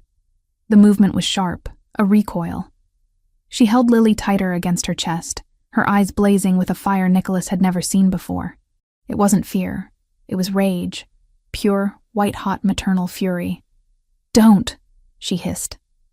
Nicholas froze, his hand suspended in the air. "Vanessa, let me check." "You said they were safe," she screamed. The sound echoed off the marble walls, startling the security team. "You promised me. You said Ryan couldn't touch us here." "This wasn't Ryan," Nicholas said, his voice dropping, trying to de-escalate. "This was the Ndrangheta. They were trying to take Leo." "I don't care who it was," Vanessa yelled, tears finally spilling over, hot and angry. "My daughter was in a car that was being smashed with sledgehammers. There were guns, Nicholas. A man was shot 2 feet away from my 6-year-old. She was shaking, the adrenaline crash hitting her hard. She put Lily down, guiding her toward the bedroom where a nanny, one of Nicholas's vetted staff, was waiting to comfort the children. "Take them," Vanessa ordered the woman. "Hot chocolate, cartoons. Close the door and turn the volume up. Do not let them come out." As soon as the bedroom door clicked shut, Vanessa spun on Nicholas. "You brought this to us," she accused, advancing on him. "I thought Ryan was the danger. But you are a magnet for war. You put my daughter in the crossfire of a Mafia feud."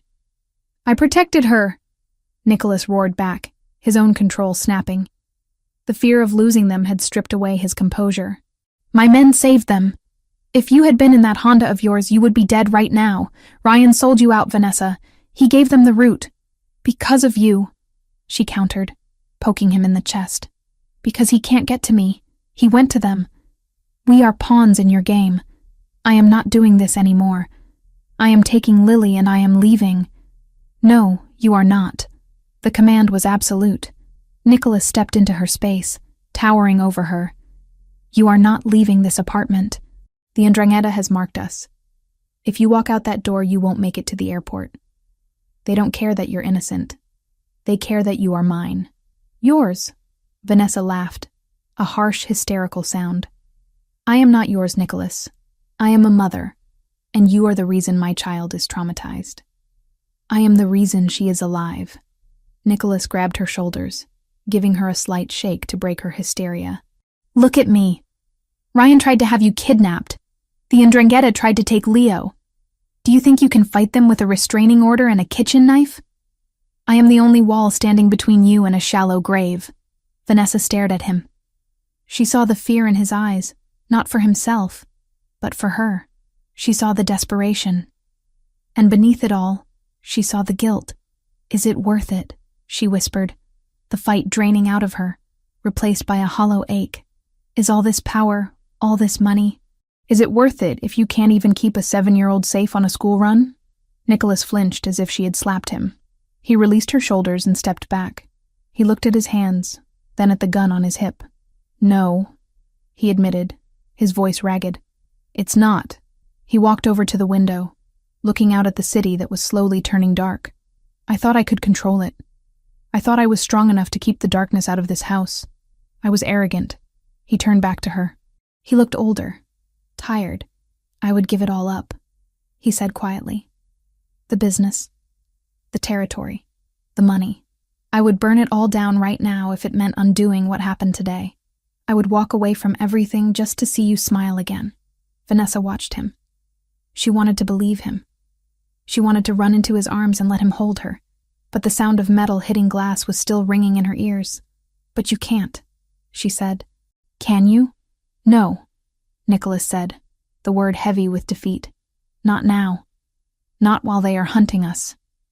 If I show weakness now, if I step down, they will kill us all. The only way out is through." He walked over to the sideboard and poured a drink. His hand was shaking. The invincible Don, the man who frightened the NYPD, was trembling.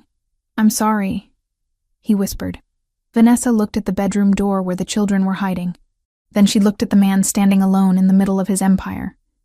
She realized with a sinking heart that he was right. Leaving was a death sentence. Staying was a nightmare. "Fix it," she said, her voice hard. Nicholas looked up. "You said you fix things," Vanessa said, wiping her tears with the back of her hand. "You said you are the monster that bad men fear. Then go be the monster, Nicholas. End this. Destroy Ryan. Destroy the people who touched my daughter's car. Do whatever you have to do. But do not come back to me until it is done." Nicholas set the glass down. The steel returned to his spine. The amber eyes cleared, the hesitation evaporating. She had given him permission. She had given him a directive.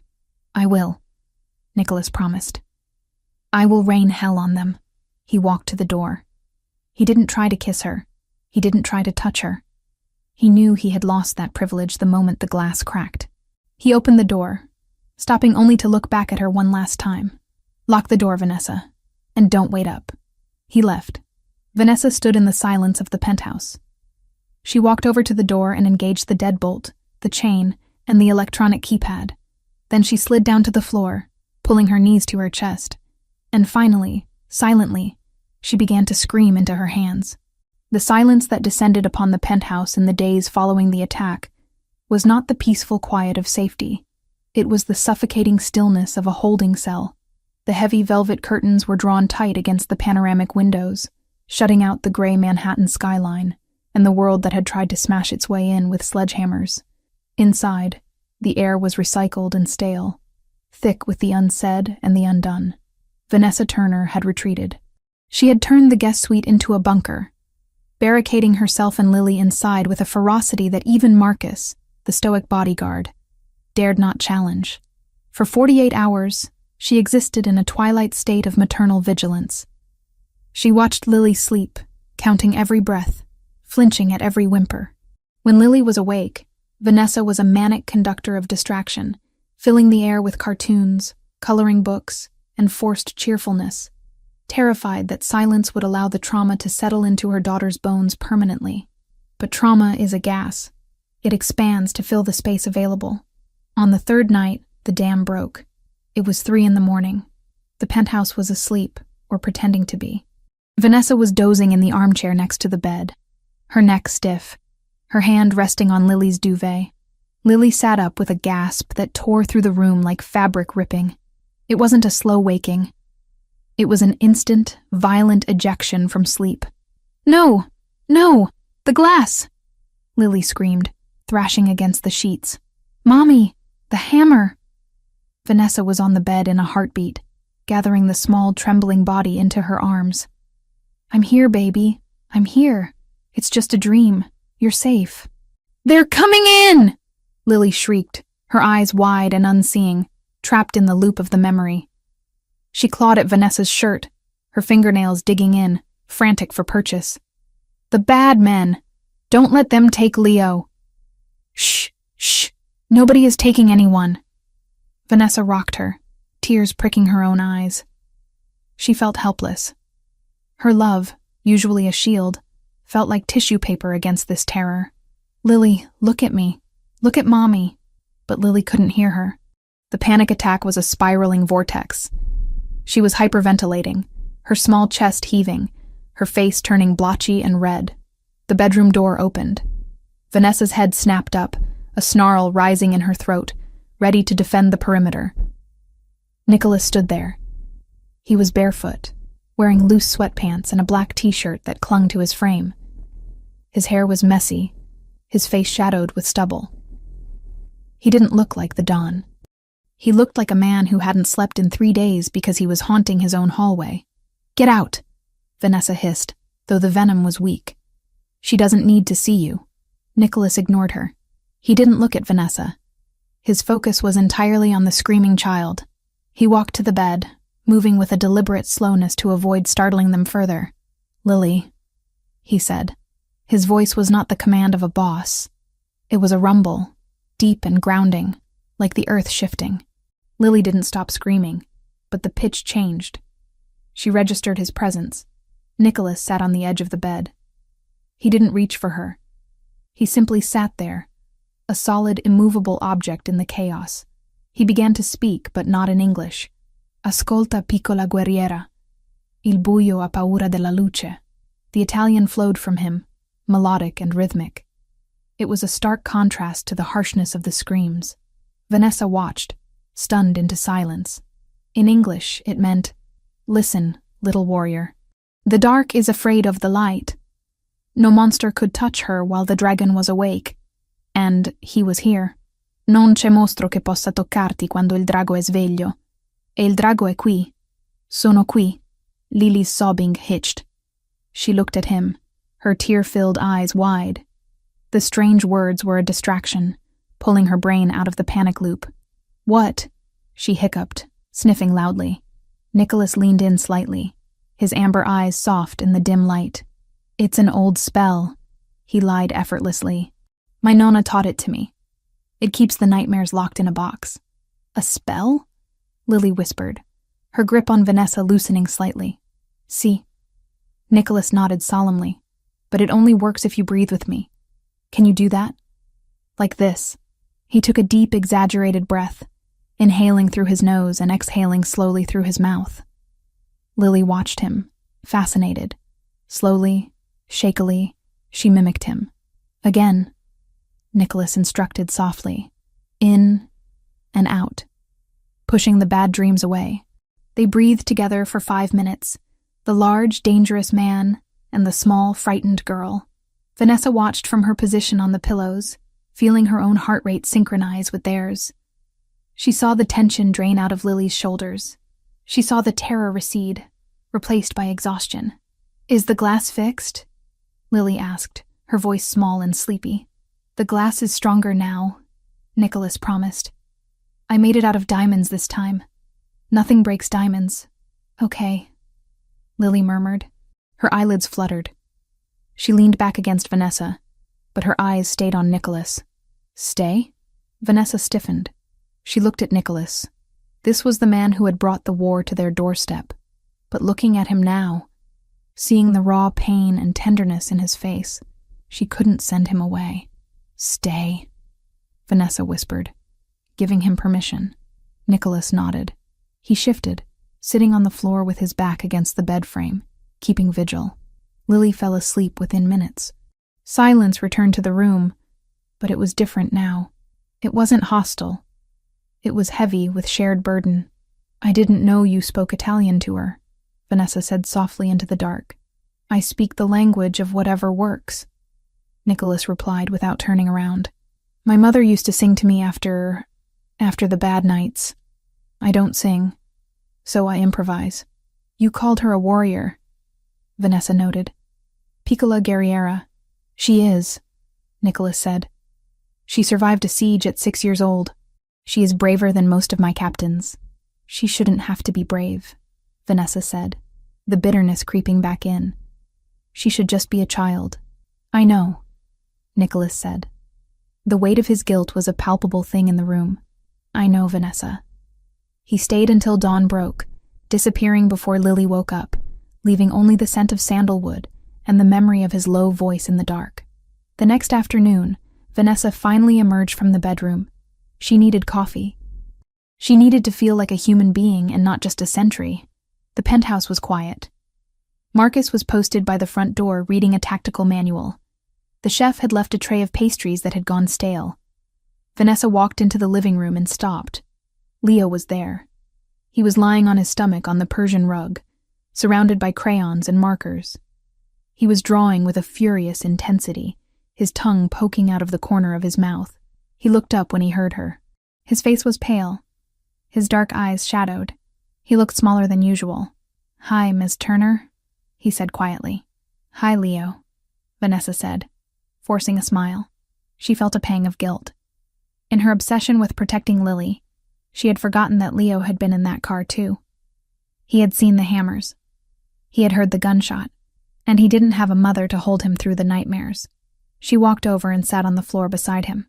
"What are you drawing?" Leo didn't answer immediately. He picked up a gray marker and shaded a section of the paper. Then he pushed the drawing toward her.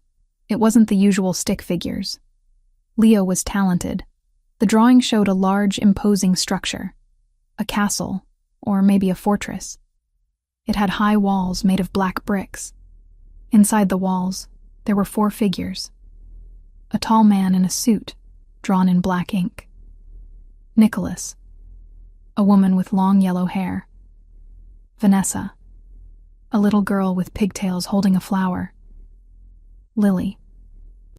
And a smaller boy, standing slightly apart, holding a shield. Leo. This is us, Leo explained, pointing to the figures. Inside the fort. The walls are magic.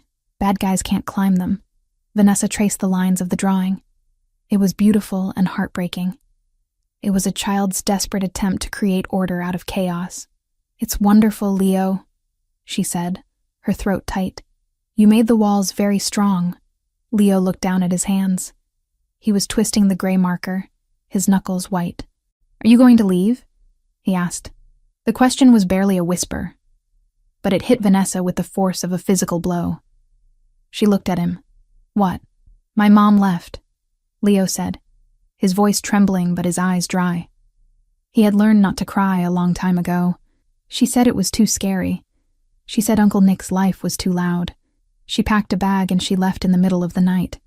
She didn't take me. Vanessa felt the air leave her lungs. Nicholas had mentioned his sister left, but he hadn't explained the mechanics of it. He hadn't explained that she had abandoned her son to save herself. I heard you yelling, Leo continued, looking up at her with a terrifying vulnerability. You yelled at Uncle Nick. You said you were taking Lily. You said you were leaving. Vanessa remembered the scene in the hallway. The rage. The accusations. She hadn't realized Leo was listening. Of course he was listening. He was always listening. Leo, if you go, Leo said, his voice cracking. Who is going to watch Lily? Uncle Nick is busy. He has to fight the bad men. If you go, Lily will be alone. And I don't want to be alone again. He wasn't asking her to stay for Nicholas. He wasn't asking for himself, really. He was asking because he viewed them as a unit, a fragile ecosystem that his mother had destroyed once before. He was terrified that the pattern was repeating, that the women he loved always left, because the Giardoni blood was a curse. Vanessa looked at the drawing, the fortress, the 4 of them inside. She realized with a sudden jarring clarity that her plan to leave was a fantasy. If she left, she would be dragging Lily back into a world where Ryan Foster could hunt them. Without Nicholas, she was vulnerable. But more than that, if she left, she would be confirming Leo's worst fear, that he was unlovable, that he was too much trouble, that he was destined to be abandoned. She thought about Nicholas on the floor last night, breathing with Lily.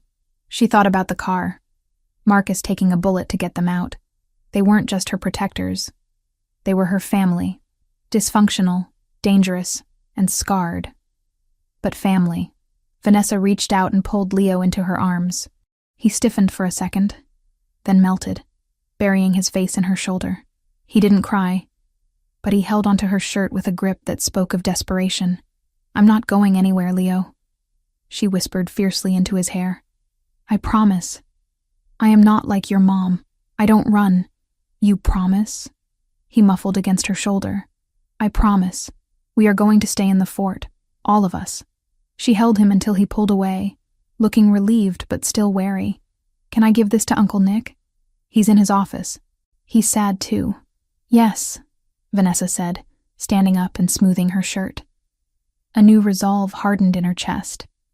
The fear was still there, but it was no longer steering the ship. Actually, I'll go with you. I need to talk to him. The door to Nicholas's study was ajar. The room was dark, illuminated only by the glow of multiple computer monitors and the amber light of a desk lamp. Vanessa stood in the doorway, telling Leo to go play with Lily for a bit. She watched Nicholas for a moment before he noticed her. He was sitting behind the massive oak desk, but he wasn't working. He was staring at a wall of monitors showing CCTV feeds of the city. A glass of whiskey sat untouched near his hand. He had shed the armor of the dawn. He looked like a man serving a life sentence in his own mind. Scattered across the desk were photographs. Surveillance shots of Ryan Foster. grainy images of men getting into vans, maps of the Ndrangheta territories. He looked up when she stepped inside. His eyes were red-rimmed, dull. He didn't straighten up. He didn't put the mask back on. "I told Marcus to keep the perimeter tight," Nicholas said, his voice rough. "You shouldn't be wandering around." "I'm not wandering," Vanessa said, walking into the room. She felt strange, calm, focused. The hysteria of the attack had burned itself out, leaving behind cold ash and determination. "I'm looking for you." Nicholas laughed, a dry, humorless sound. "You found me, drunk and useless." "You're not drunk," she noted, pointing to the full glass. "And you're not useless. You're just wallowing." Nicholas looked at her, surprised by her tone. "I almost got your daughter killed, Vanessa. I think I'm entitled to a little self-loathing." "Leo thinks you're sad," she said, stepping closer to the desk. "He thinks I'm going to leave like his mother did. He thinks it's happening all over again." Nicholas flinched. "I will explain it to him. I will tell him I sent you away for your own safety." "You're not sending me anywhere," Vanessa said firmly. Nicholas sat up straighter. "Vanessa, we discussed this. It's not safe. The Ndrangheta is going to come for me whether I am here or in Ohio," she interrupted. "Ryan is going to hunt me whether I have your name attached to me or not. I stopped running the night I called you. I'm not starting again." She walked around the desk. She stood next to his chair. She looked at the surveillance photos. She saw Ryan Foster's face, arrogant, laughing with another cop. She felt a surge of hatred so pure it almost frightened her. "I was angry yesterday," Vanessa said quietly. "I blamed you. And maybe part of it is your fault. But Ryan is the one who made the call. Ryan is the one who sold a child to wolves to save his own skin. He is a dead man walking," Nicholas said, the lethality returning to his voice. "Good," Vanessa said. She turned to face him. "But I don't want you to just kill him, Nicholas." Nicholas looked at her, confused. "What? If you kill him, he becomes a martyr. A cop killed in the line of duty. The department will rally. They'll come after you with everything they have. And we'll never be free. We'll spend the rest of our lives looking over our shoulders." She reached out and touched the drawing Leo had given her, which she had placed on the desk. The fortress. "I don't want to hide in a fortress forever," she said. "I want to live. And to do that, we have to destroy them completely. Not just their bodies. Their lives." Nicholas stared at her. He saw the shift. He saw the woman who had been trembling in a classroom replaced by someone who was learning to wield power. He stood up, towering over her, but this time it wasn't intimidating. It was equalizing. "You're right," he murmured, admiration flickering in his eyes. "Killing Ryan is easy. Destroying him, that takes finesse." He reached for a file on the corner of the desk. He flipped it open. "I have been building a case," Nicholas said, his voice gaining strength. "Real evidence. Not planted, not faked. Voice recordings of him negotiating with the Calabrians. Bank transfers to offshore accounts. Video of him accepting bribes. It's enough to put him away for 20 years. It's enough to burn down the entire precinct's corrupt leadership." "Why haven't you used it?" "Because it exposes my sources," Nicholas admitted. "It requires me to step into the light, to use legal channels. It's risky. It breaks the code of silence." "Break it," Vanessa said. "The code didn't save your mother. The code didn't save Leo's mom. Rewrite the rules." Nicholas looked at the surveillance map. "And the Ndrangheta. They are businessmen, aren't they?" Vanessa asked, echoing something he had told her once. "Make it bad business to hunt us." Nicholas nodded slowly. The gears were turning. The strategist was waking up. They are overextended in the port. If I cut their supply chain, if I offer their rivals a percentage of the shipping lanes in exchange for neutrality, I can isolate them. I can make them bleed money until they beg for a truce. "Then do it," Vanessa said. "Do it all. Burn Ryan to the ground with the truth. Starve the Ndrangheta. And when the dust settles, we decide what happens next." "And what happens next?" Nicholas asked, his voice low, intimate. He stepped closer, invading her space, testing the waters. Vanessa didn't back down. She looked up at him. She saw the scars, the exhaustion, the violence, and the desperate love he held for his family. "You offered me a choice," she said. "You said I could go, or I could stay. You said you would give me a new life. I did. I don't want a new life," Vanessa whispered. "I want this one. The one with Lily and Leo. The one with you." She reached up and placed her hand on his chest, right over his heart. It was beating steady and strong. "But I need to know that we are partners in this," she added. "No more hiding things. No more making decisions for me. If we fight together." Nicholas covered her hand with his. "Together," he vowed. "From now on, nothing happens without you knowing. No secrets." "Okay," Vanessa exhaled, a tremendous weight lifting from her shoulders. "Then let's finish this." Nicholas turned back to the monitors, but the despair was gone. He picked up his phone. He dialed a number. "Silvio," Nicholas said, his voice crisp and commanding. "Wake the lawyers. Call the contact at the FBI, and get the jet ready for a meeting in Palermo. We are going to end the war."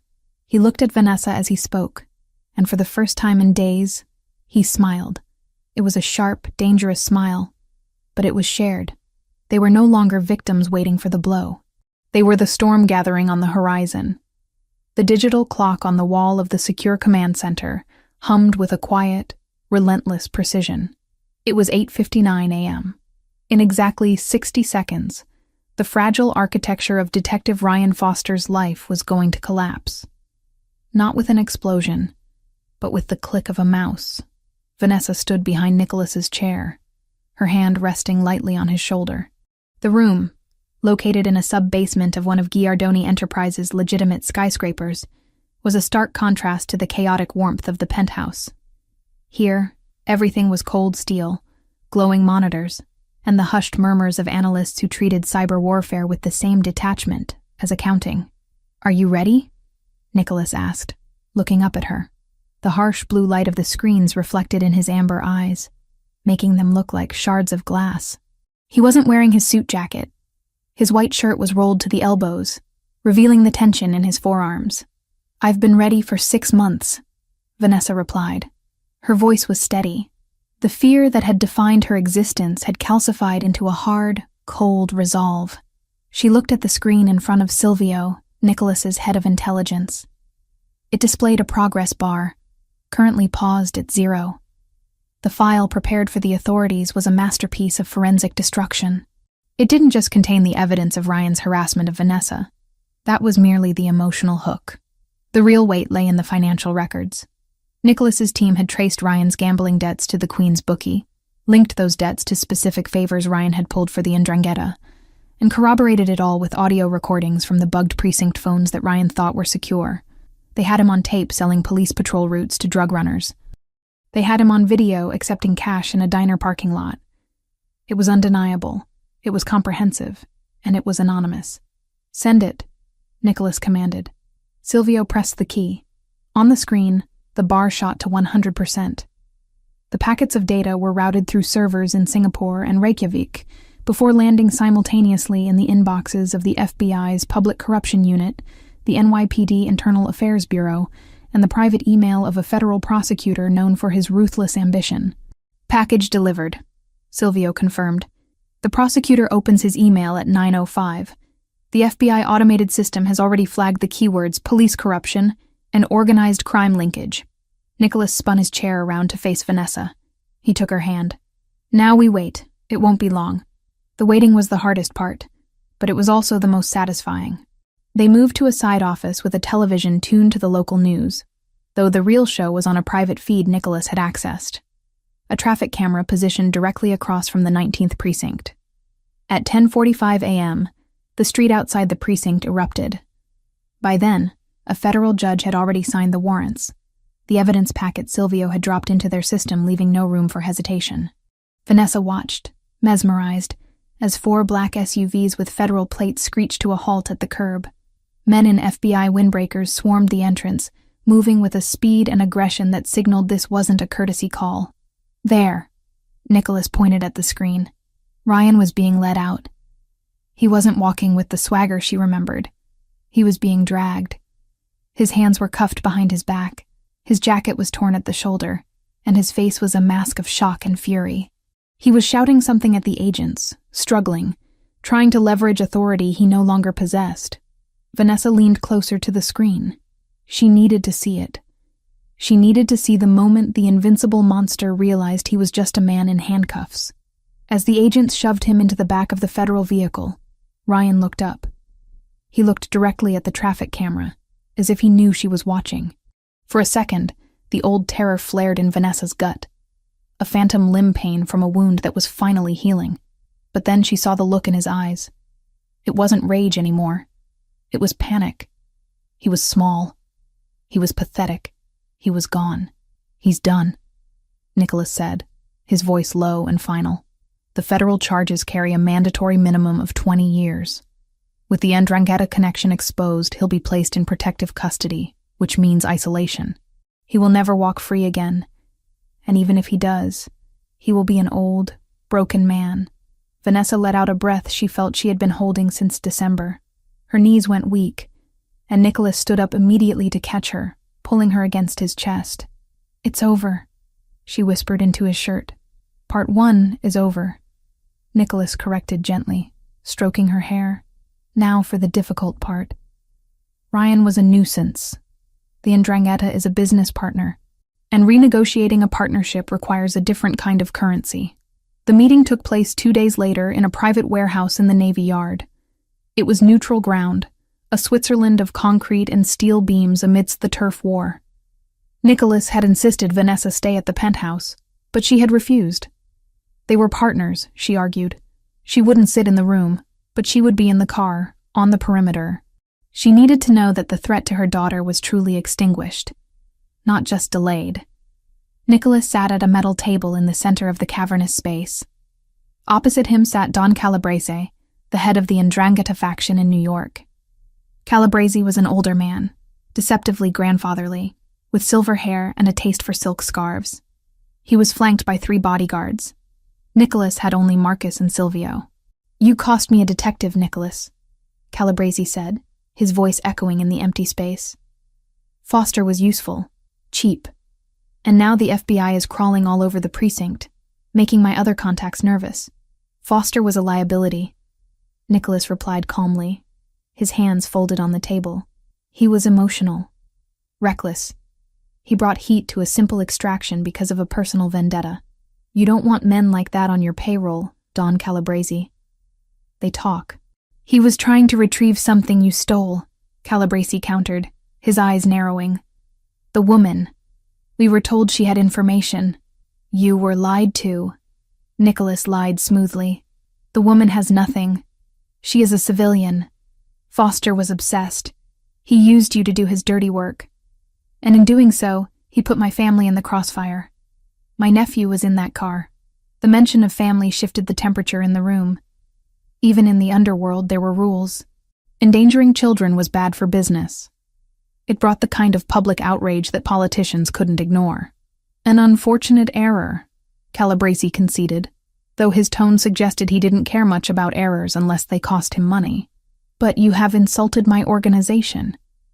You have hidden the woman. You have attacked my men. There is a price for peace, Giardoni." "I agree," Nicholas said. He reached into his jacket pocket. The bodyguards flinched, reaching for their weapons. Nicholas moved slowly, pulling out a single folded document. He slid it across the table. Calabrese put on his reading glasses. He scanned the document. His eyebrows rose. "The Newark shipping lanes?" Calabrese asked, looking up.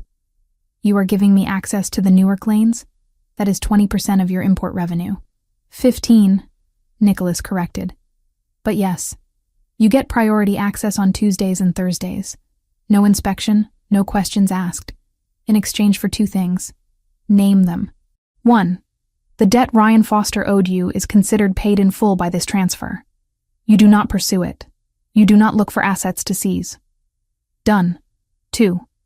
Vanessa Turner, her daughter Lily, and anyone associated with them are off limits, permanently. If one of your men even looks at them on the street, I will consider the truce broken, and I will burn Newark to the ground with your shipments inside it." Calabrese looked at the paper, calculating the millions of dollars in profit the shipping lanes represented versus the value of a single vendetta against a schoolteacher. It wasn't even a choice. It was simple arithmetic. "You pay a high price for a woman, Nicholas," Calabrese noted, a smirk playing on his lips. "Is she made of gold?" "She is the mother of the child who makes my nephew smile," Nicholas said, his voice devoid of humor. "That makes her priceless." Calabrese signed the paper. "We have a truce. The woman is a ghost to us." When Nicholas returned to the armored SUV parked 100 yards away, Vanessa was waiting in the back seat. She looked at his face, searching for blood or bruises. There were none. He looked tired, but unburdened. "It's done," he said, sliding in beside her. "They accepted the terms." "What did you give them?" Vanessa asked. She knew enough about his world now to know that peace was never free. "Nothing I can't earn back in 5 years," Nicholas dismissed. "Some logistics routes, cargo space." "You gave up territory," she realized, watching his profile. "You gave up power." Nicholas turned to her.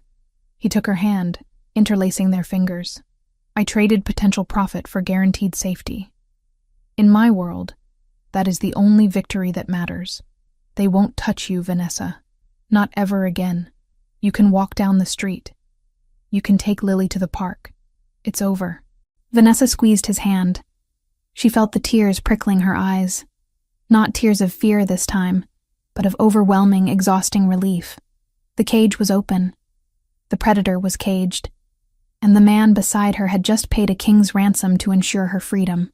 The transition to normalcy was not immediate, but it was steady, like the slow melting of winter ice. 3 weeks after Ryan's arrest, the headlines had moved on, but the impact on Vanessa's life was permanent. She resigned from Oak Ridge Academy. It held too many memories of fear, of dodging calls in the hallway, of Ryan waiting by the lockers. With Nicholas's help, and despite her protests, he insisted it was part of the security protocol. She secured a position at the private school Leo attended in Westchester. It was a smaller environment, rigorous but kind, set on a sprawling campus of green lawns and stone buildings. The commute from the city was long, which led to the next logical step in their evolving life. "It makes no sense to drive back and forth," Nicholas had argued over dinner one night. "The estate in Westchester is 10 minutes from the school. It has the gardens. It has the space." Vanessa had hesitated, guarding her independence, but Lily had cast the deciding vote. The estate had a treehouse, and Leo was there on weekends. They moved into the guest wing of the Giardoni estate as a temporary measure that everyone knew was permanent. The nightmares stopped gradually. The first week, Lily woke up twice. The second week, once. By the third week, she slept through the night, waking only to demand pancakes or to ask if Leo was coming over. The diamond glass Nicholas had promised seemed to hold. Vanessa watched her daughter bloom. The shadows under Lily's eyes disappeared. She laughed louder. She ran faster. She started calling Nicholas Mr. Nick. And then, slipping occasionally, just Nick. And Vanessa, she breathed. For the first time in years, she breathed air that didn't taste like anxiety. She sat in the garden of the estate, grading papers for her new literature class, watching the sun set over the trees. She wasn't just surviving anymore. She was planning. She was thinking about curriculum changes, about planting a vegetable garden in the spring, about the way Nicholas looked at her when he thought she wasn't paying attention. He kept his promise of transparency. He told her when he had late meetings.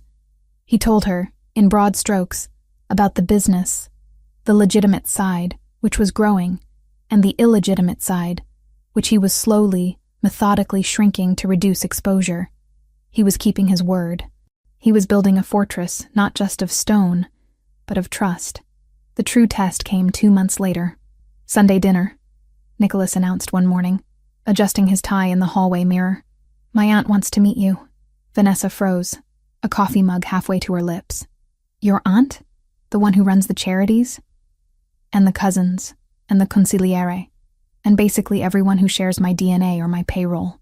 Nicholas turned to her, his expression serious, but his eyes dancing with a hint of amusement. It is a summons. We cannot refuse. They know about me? Vanessa, you are living in the family estate. You drive my car. My nephew draws pictures of you. The family has known about you since the day I bought your debt. They have been patiently waiting for me to present you. Present me? Vanessa felt a wave of nerves. Like a debutante? Like the woman who brought the Don to his knees.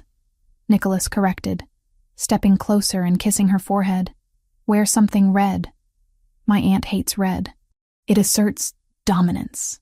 The dinner was held at the matriarch's house in Long Island, a sprawling mansion that smelled of roasting garlic and judgment.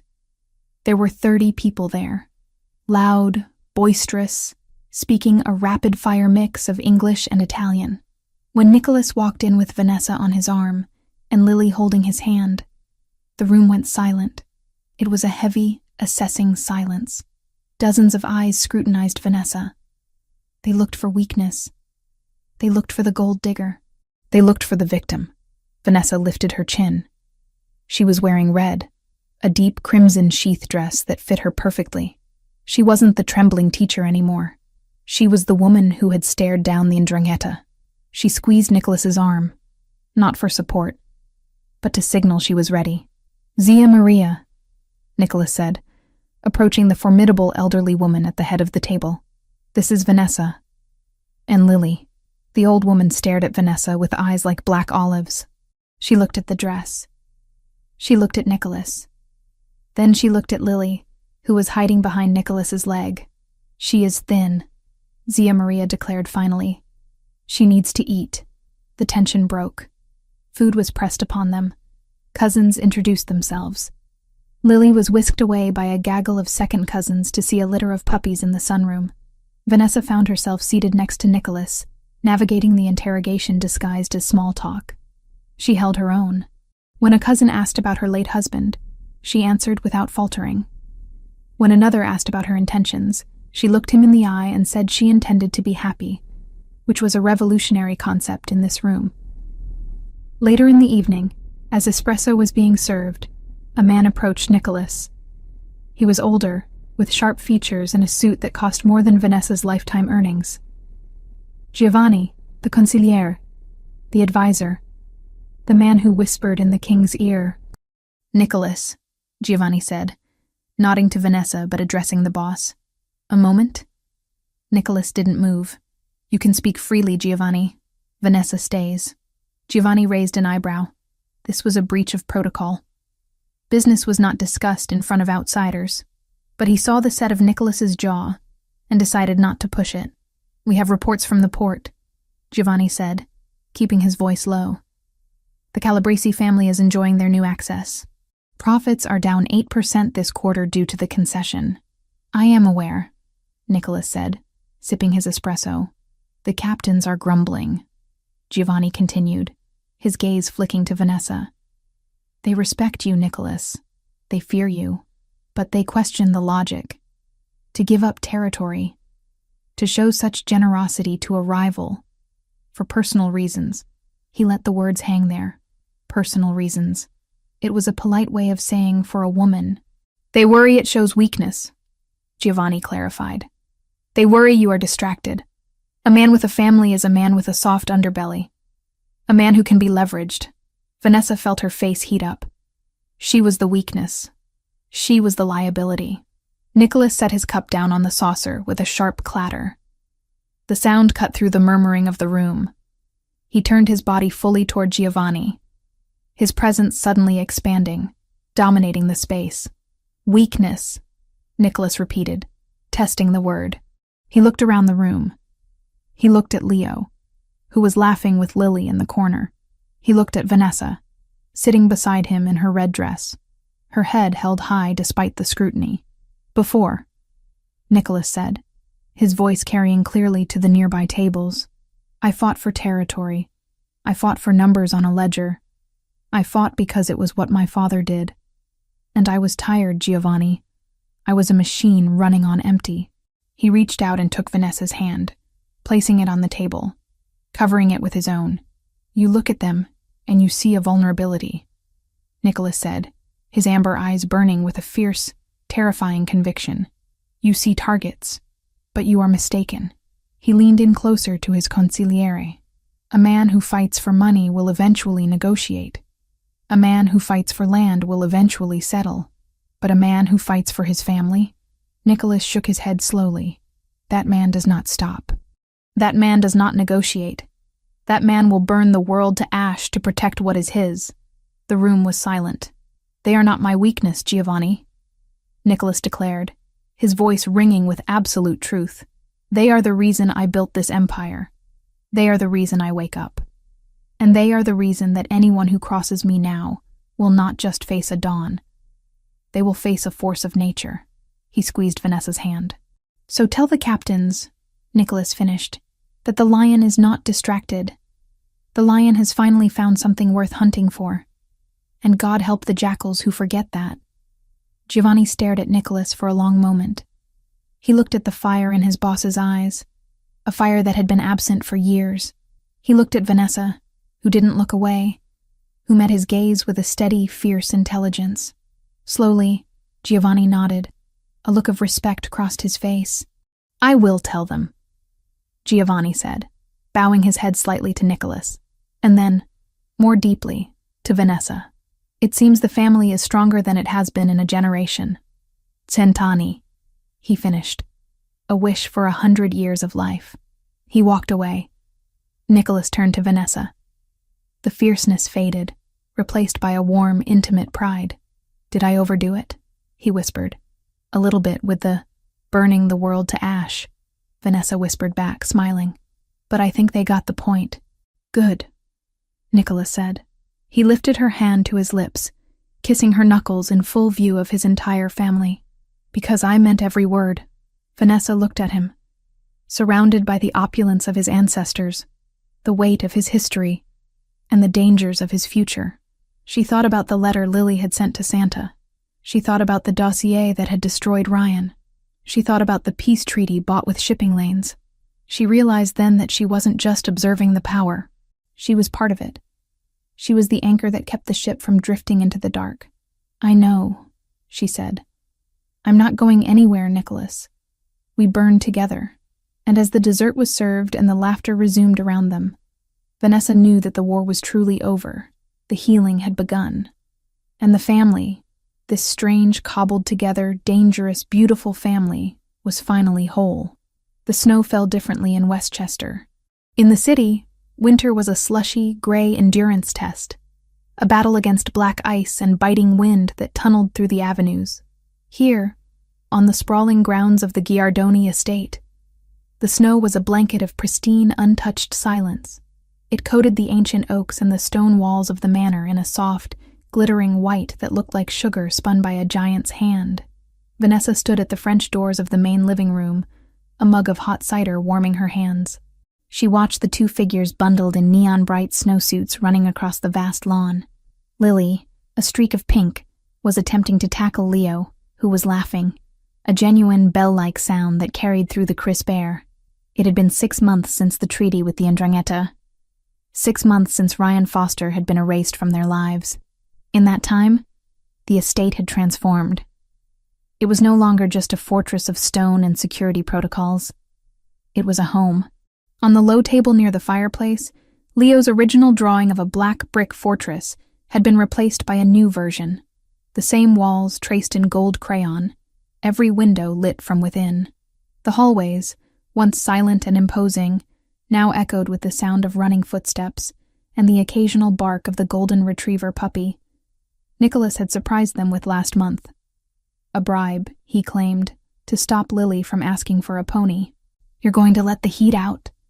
a deep voice murmured behind her. Vanessa didn't jump. The reflex of fear had finally, slowly, been rewired into a reflex of comfort. She leaned back, feeling the solid warmth of Nicholas's chest against her back. His arms came around her waist, resting easily, familiarly. "I'm watching the war," she said, nodding toward the window where a snowball fight had escalated into tactical warfare. "Leo has the high ground. He learned that from you." "He learned the aim from Marcus," Nicholas corrected, resting his chin on the top of her head. "And he learned the mercy from you. Look." Vanessa watched as Leo, having cornered Lily near the fountain, dropped his snowball instead of throwing it, allowing her to escape with a squeal of triumph. "They look like siblings," Vanessa whispered, the observation tightening her throat with a sweet ache. "They are," Nicholas said simply. "Blood or not, they are family, just like us." He turned her around in his arms. 6 months had changed him too. The sharp, predatory edge was still there. He would always be the Don, the man who commanded armies, but the constant grinding tension was gone. The shadows under his eyes had lifted. He smiled more. He cooked more. "Are you ready for tonight?" he asked, brushing a stray lock of hair from her forehead. "Christmas Eve with 30 Italians?" Vanessa laughed. "I think I'm finally getting the hang of it. Zia Maria actually complimented my risotto last week. She said it was edible, which I'm told is high praise. It's the highest honor she can bestow." Nicholas grinned. "But I meant, are you ready for the library dedication?" Vanessa's smile softened. The library. It had been her project. Her way of carving out an identity that wasn't just the boss's girlfriend. With Nicholas's funding and connections, she had rehabilitated a derelict community center in the Bronx, turning it into a state-of-the-art literacy center for at-risk children. It was her way of fighting back against the darkness she had glimpsed, by lighting lamps for others. "I am," she said. "It feels right. To use all this," she gestured to the opulence around them, "for something that lasts." "You are building a legacy, Vanessa," Nicholas said seriously. "More than I ever did with shipping crates and contracts." The evening was a blur of gold light and laughter. The library dedication had been a success, attended by local politicians who were smart enough not to ask where the funding came from, and by families who just wanted a safe place for their children to learn. Vanessa had spoken, her voice clear and strong, no longer the whisper of a victim. Now, back at the estate, the real celebration began. The great hall of the manor was dominated by a 20-foot Christmas tree, a behemoth of fir that smelled of pine in winter. It was decorated with heirloom glass ornaments that had survived 3 generations of Giardoni history, interspersed with paper snowflakes Lily had cut out in school. The mixture of priceless antiques and kindergarten crafts was a perfect metaphor for their life. Dinner was a feast. 7 fishes, pasta, wine that flowed like water.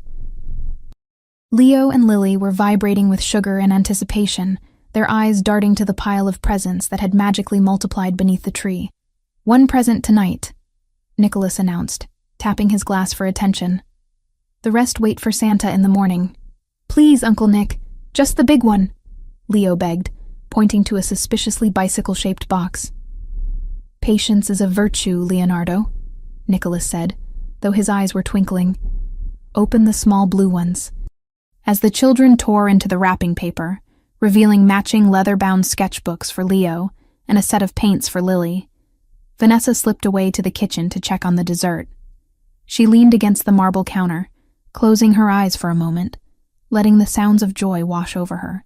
It was a stark contrast to last Christmas, which she had spent in the drafty Queen's apartment, counting pennies to buy Lily a doll from the discount store, terrified that Ryan would show up drunk at the door.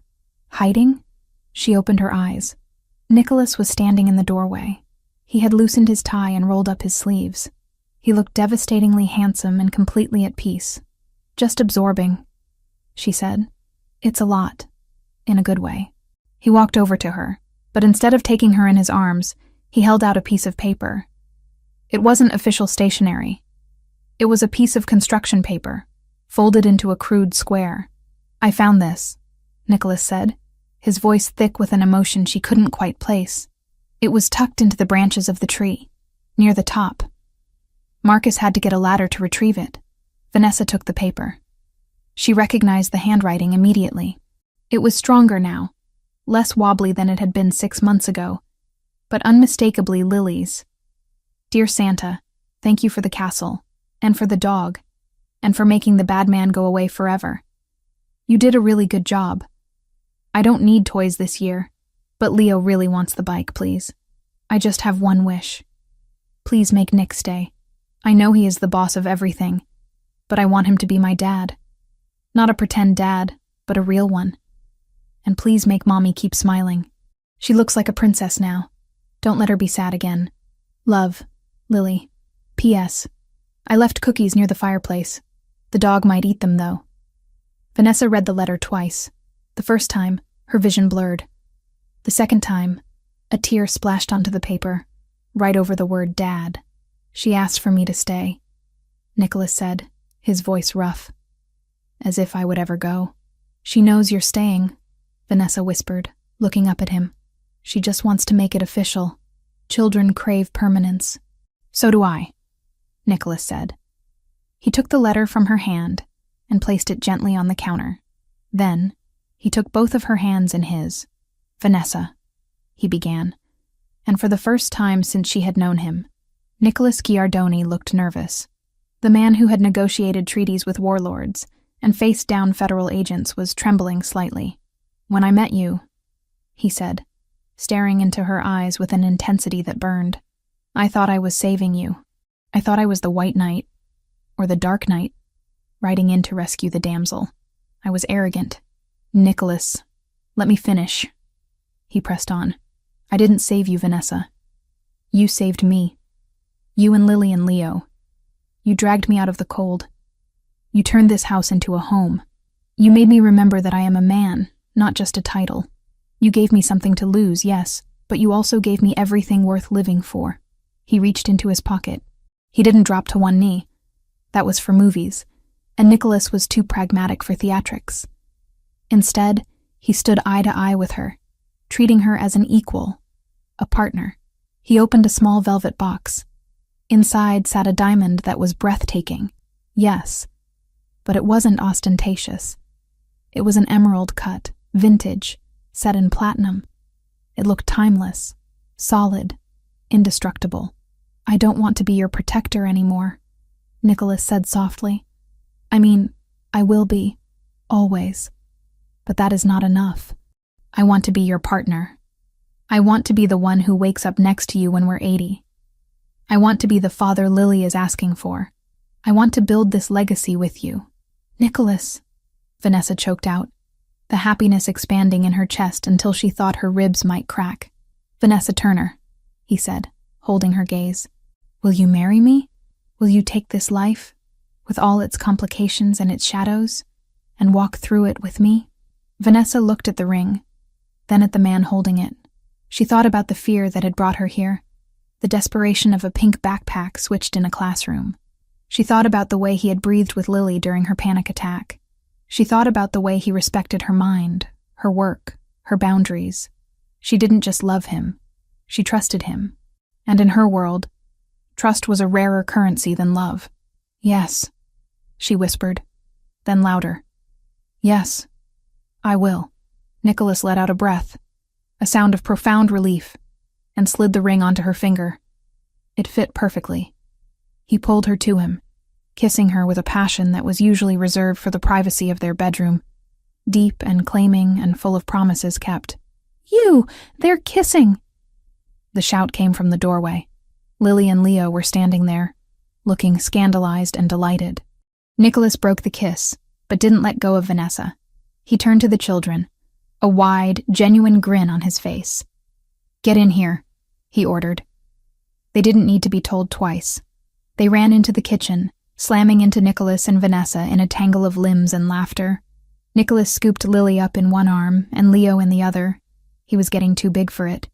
But he didn't complain, creating a group hug that felt like a fortress wall closing around them. Did you ask her? Lily demanded, eyeing the ring on Vanessa's hand. Did you? I did, Nicholas confirmed. She said yes. Yes! Lily pumped her fist in the air. I told Santa, I told him. Does this mean we're officially cousins? Leo asked, looking at Vanessa with hopeful eyes. It means we're officially a family, Leo, Vanessa said, reaching out to touch his cheek. No more pretend. No more temporary. Cool. Leo smiled, a bright, unshadowed expression that lit up his face. Can we open the bike now? Nicholas laughed, the sound reverberating through the kitchen. Go. Before I change my mind. As the children sprinted back to the great hall, Nicholas turned back to Vanessa. He wrapped his arms around her waist again, resting his forehead against hers. Happy Christmas, Future Mrs. Giardoni, he murmured. Happy Christmas, Nick, she replied. She hesitated for a second, then took his hand and placed it flat against her stomach. The fabric of her dress was smooth, her belly flat beneath his palm, but the secret she was carrying felt heavy and warm. Lily might be getting another wish granted next year, she whispered, her eyes locking with his. She asked for a brother, didn't she? Nicholas froze. His hand went rigid against her stomach. He looked at her, his eyes widening, the amber darkening with a sudden, overwhelming realization. Vanessa? He breathed. Are you... It's early. She smiled, tears leaking from her eyes again. But yes. We're going to need another stocking for the mantelpiece. Nicholas didn't speak. He couldn't. He simply buried his face in her neck, holding her as if she were made of glass and steel all at once. She felt his shoulders shake, just once, a silent release of joy that words couldn't capture. Later that night, the house finally fell quiet. The children were asleep, the bicycle assembled, the cookies eaten, mostly by Nicholas. Vanessa sat by the window in the bedroom, watching the snow continue to fall. The world outside was white and clean, the past buried under layers of new life. She thought about the woman she had been 6 months ago. Terrified, invisible, drowning. She had thought salvation would look like a police officer or a judge. She had thought safety meant hiding. She thought of Mark too, not with the crushing guilt that used to choke her, but with a softer ache she could finally carry without letting it own her. He had been her past. Nicholas, impossibly, was her future, and for the first time that didn't feel like a betrayal. She was wrong. Salvation had come in the form of a mistake. A switched backpack. A child's letter delivered to the wrong hands. It had come in the form of a man the world called a monster, who had looked at her broken pieces and seen a mosaic worth protecting. She looked at the ring on her finger, flashing in the moonlight. She looked at Nicholas, sleeping soundly in the bed. One arm reached out as if searching for her even in his dreams. Courage, she realized, wasn't about not being afraid. It was about accepting the hand extended to you, even when it came from the shadows.